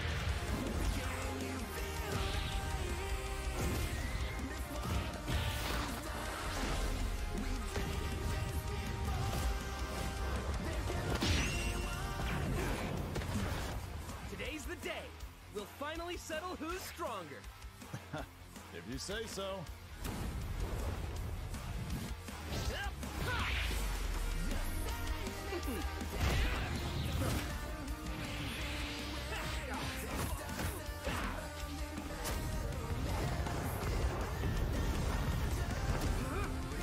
Bro, who the fuck do they have animating all this shit?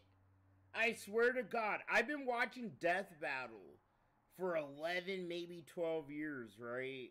Holy fuck, bro. Their animation, all this shit is just so cracked. It's cracked from 10 years ago. Holy fuck, dude.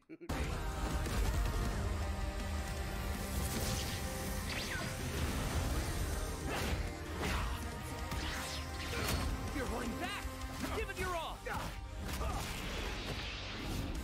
No regrets.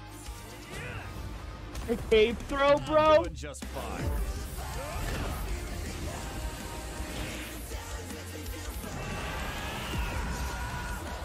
Blue. There, the fight's over. It's over. Bro, if you know Superman and Goku, he had to go fucking Super Saiyan Blue. Pretty much off rip. The fight's over. Superman's gonna win. Like.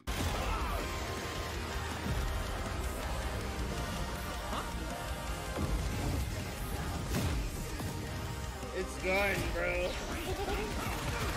Yo, Goku about to get his fucking whole fucking clock cleaned, bro. And I love Goku. And that sucks. The second I seen him pull Super Saiyan Blue out, it's a wrap.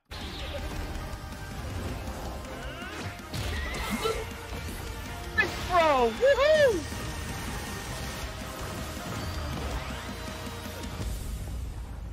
Oops. Well, I guess we can wish it back later. World made of cardboard. All right, I'll show you just how powerful I really am.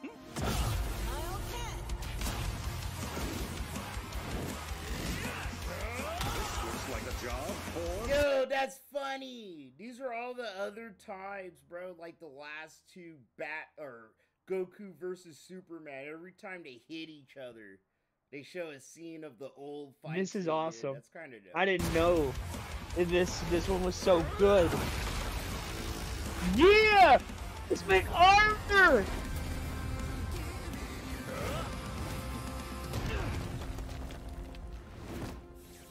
Well, what do you think?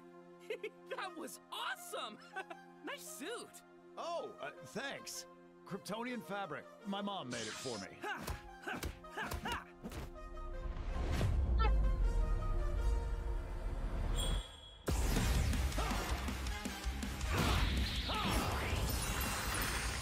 Bro, this shit is fucking Jover. It's fucking Jover, dog.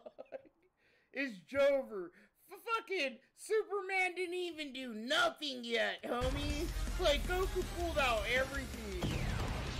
That's everything. Goku pulled out everything. Superman just sat here, had a good old time, bro. It's fucking Jover for my boy Goku.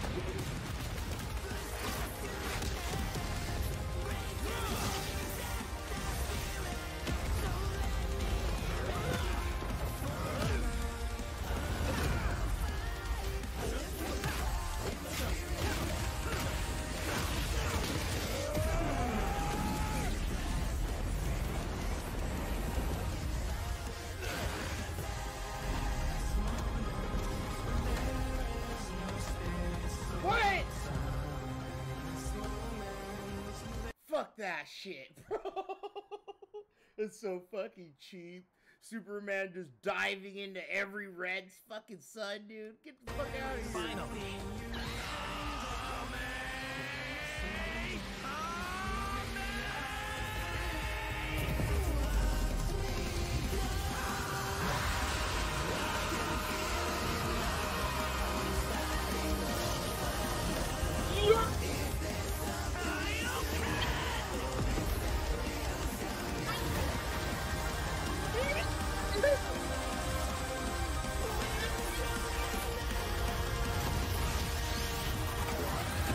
It's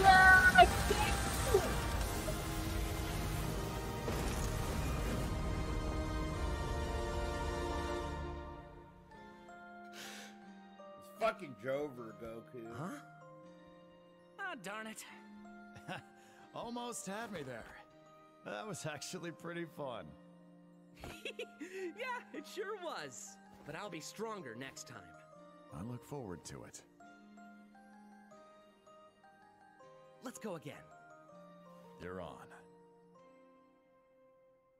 Bro, Goku's never gonna beat Superman. Get that shit out of my fucking face, bro. I liked that. That was good. And I had to come to terms with it. I had to come to terms with this in my fucking 20s. Like, dude, no. There's no fucking shot. Like, Superman has too much, bro.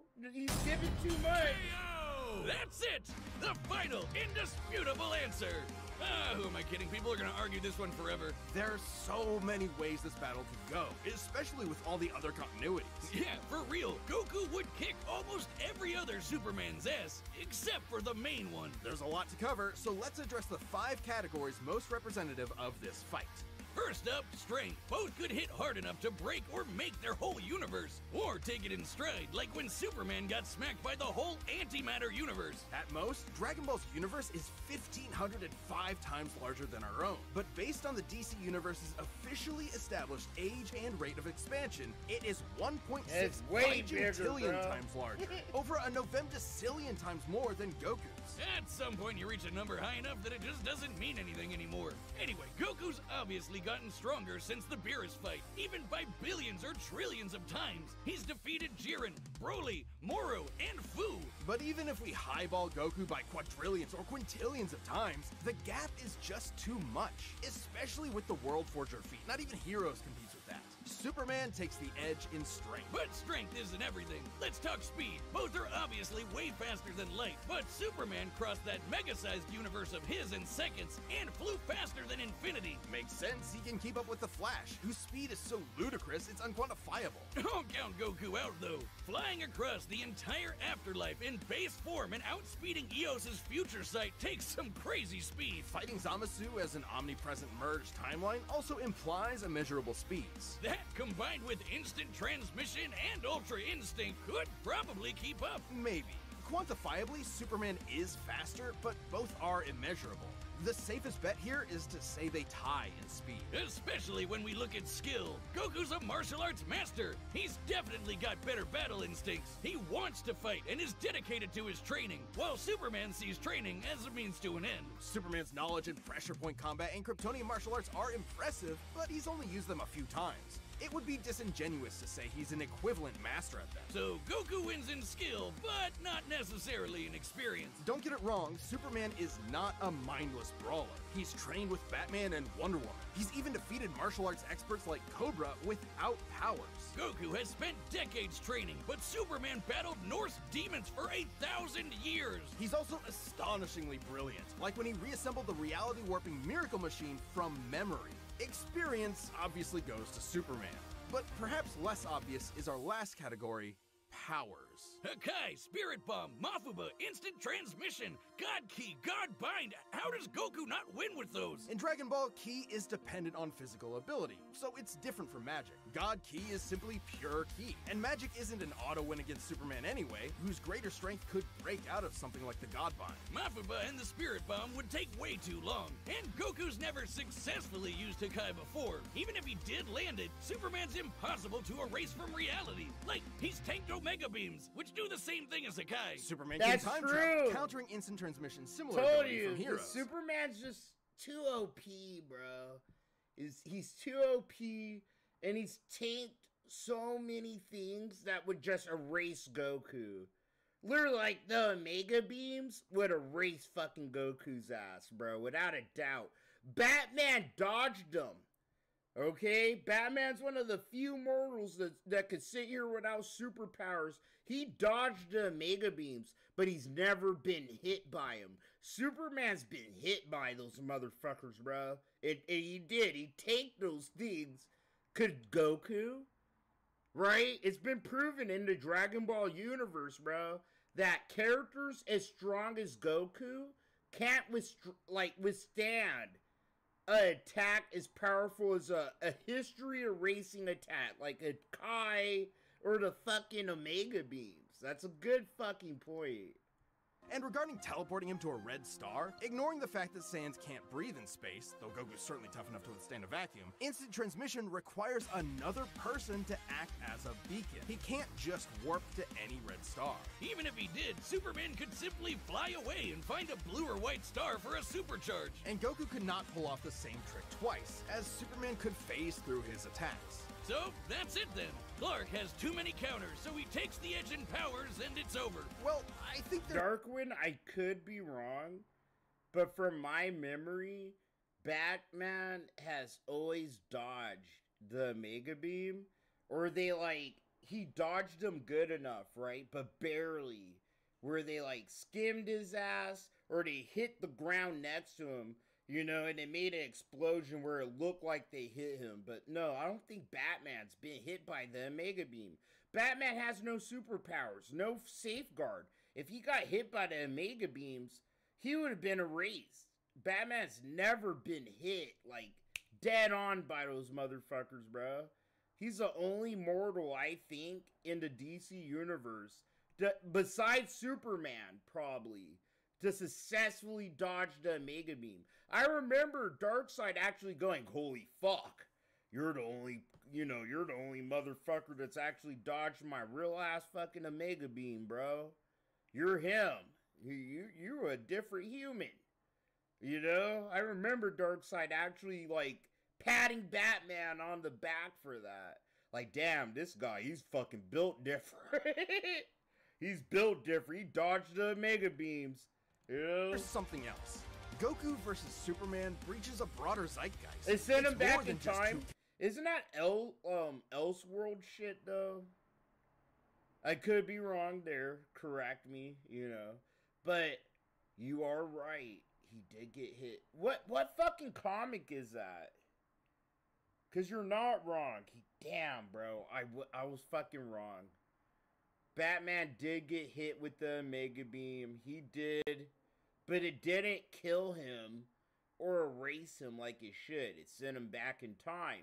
But isn't that the Elseworlds fucking shit? Where he's fighting with fucking cavemen and he meets that cave guy. I forget his name. And he's in prehistoric time and he's traveling through time trying to get back. Or am I wrong? But I do remember that.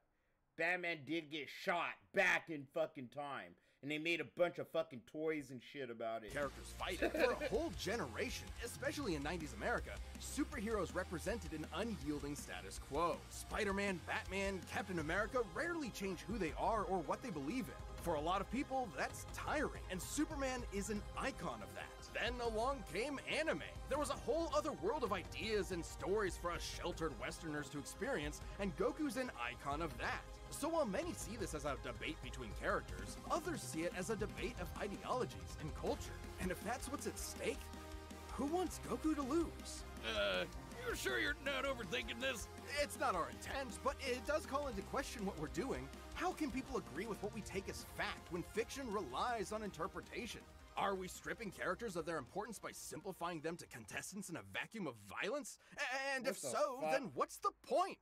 Because it's fun, Wiz. Damn it, man. There's more than one way to appreciate something. We're Yeah, having a great I time like talking this. about awesome characters and slamming action figures together. And that's okay. Yeah, you're right. I'm just saying, no matter who you prefer, that battle was super, man. That's the worst pun. What? It fits them both. It's so lame. I don't see you doing any better. I do the math. The pun's your job. Well, maybe if you math as good as I punned, then Goku would have won. What is wrong with you? I still like this show. I've been watching this show, bro, for a good 12, 13 fucking years, dude. And I still enjoy it. It's really good. The animation's good.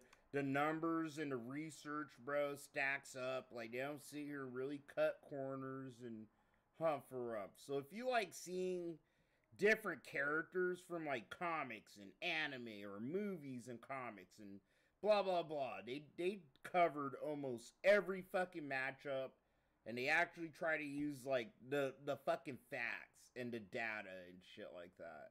They're not right all the time. Like the matchups they do, like Goku versus Superman. It's just like, bro, that's so out of whack. Put It's a Goku slam dunk, against, though. like, Everybody loves it. Ryu from Street Fighter or something like that. That's more Goku's match. Fucking Superman, bro. Put him against Omni-Man from Invincible. You know, like, they're not good about that. They'll have the most, like, one-sided fucking fights sometimes where you just know who's gonna win. And I never liked that about this show. But they're good. It's a good show. Go check it out. Death Battle. That's the name of the channel, bro. All right, you know, you guys. should know. They have like 5 I'm gonna call it for today, guys. I will be on maybe tonight. But if you don't know, Have there a good you one, go. dudes. I'm sorry for nerding out, weaving out as much as I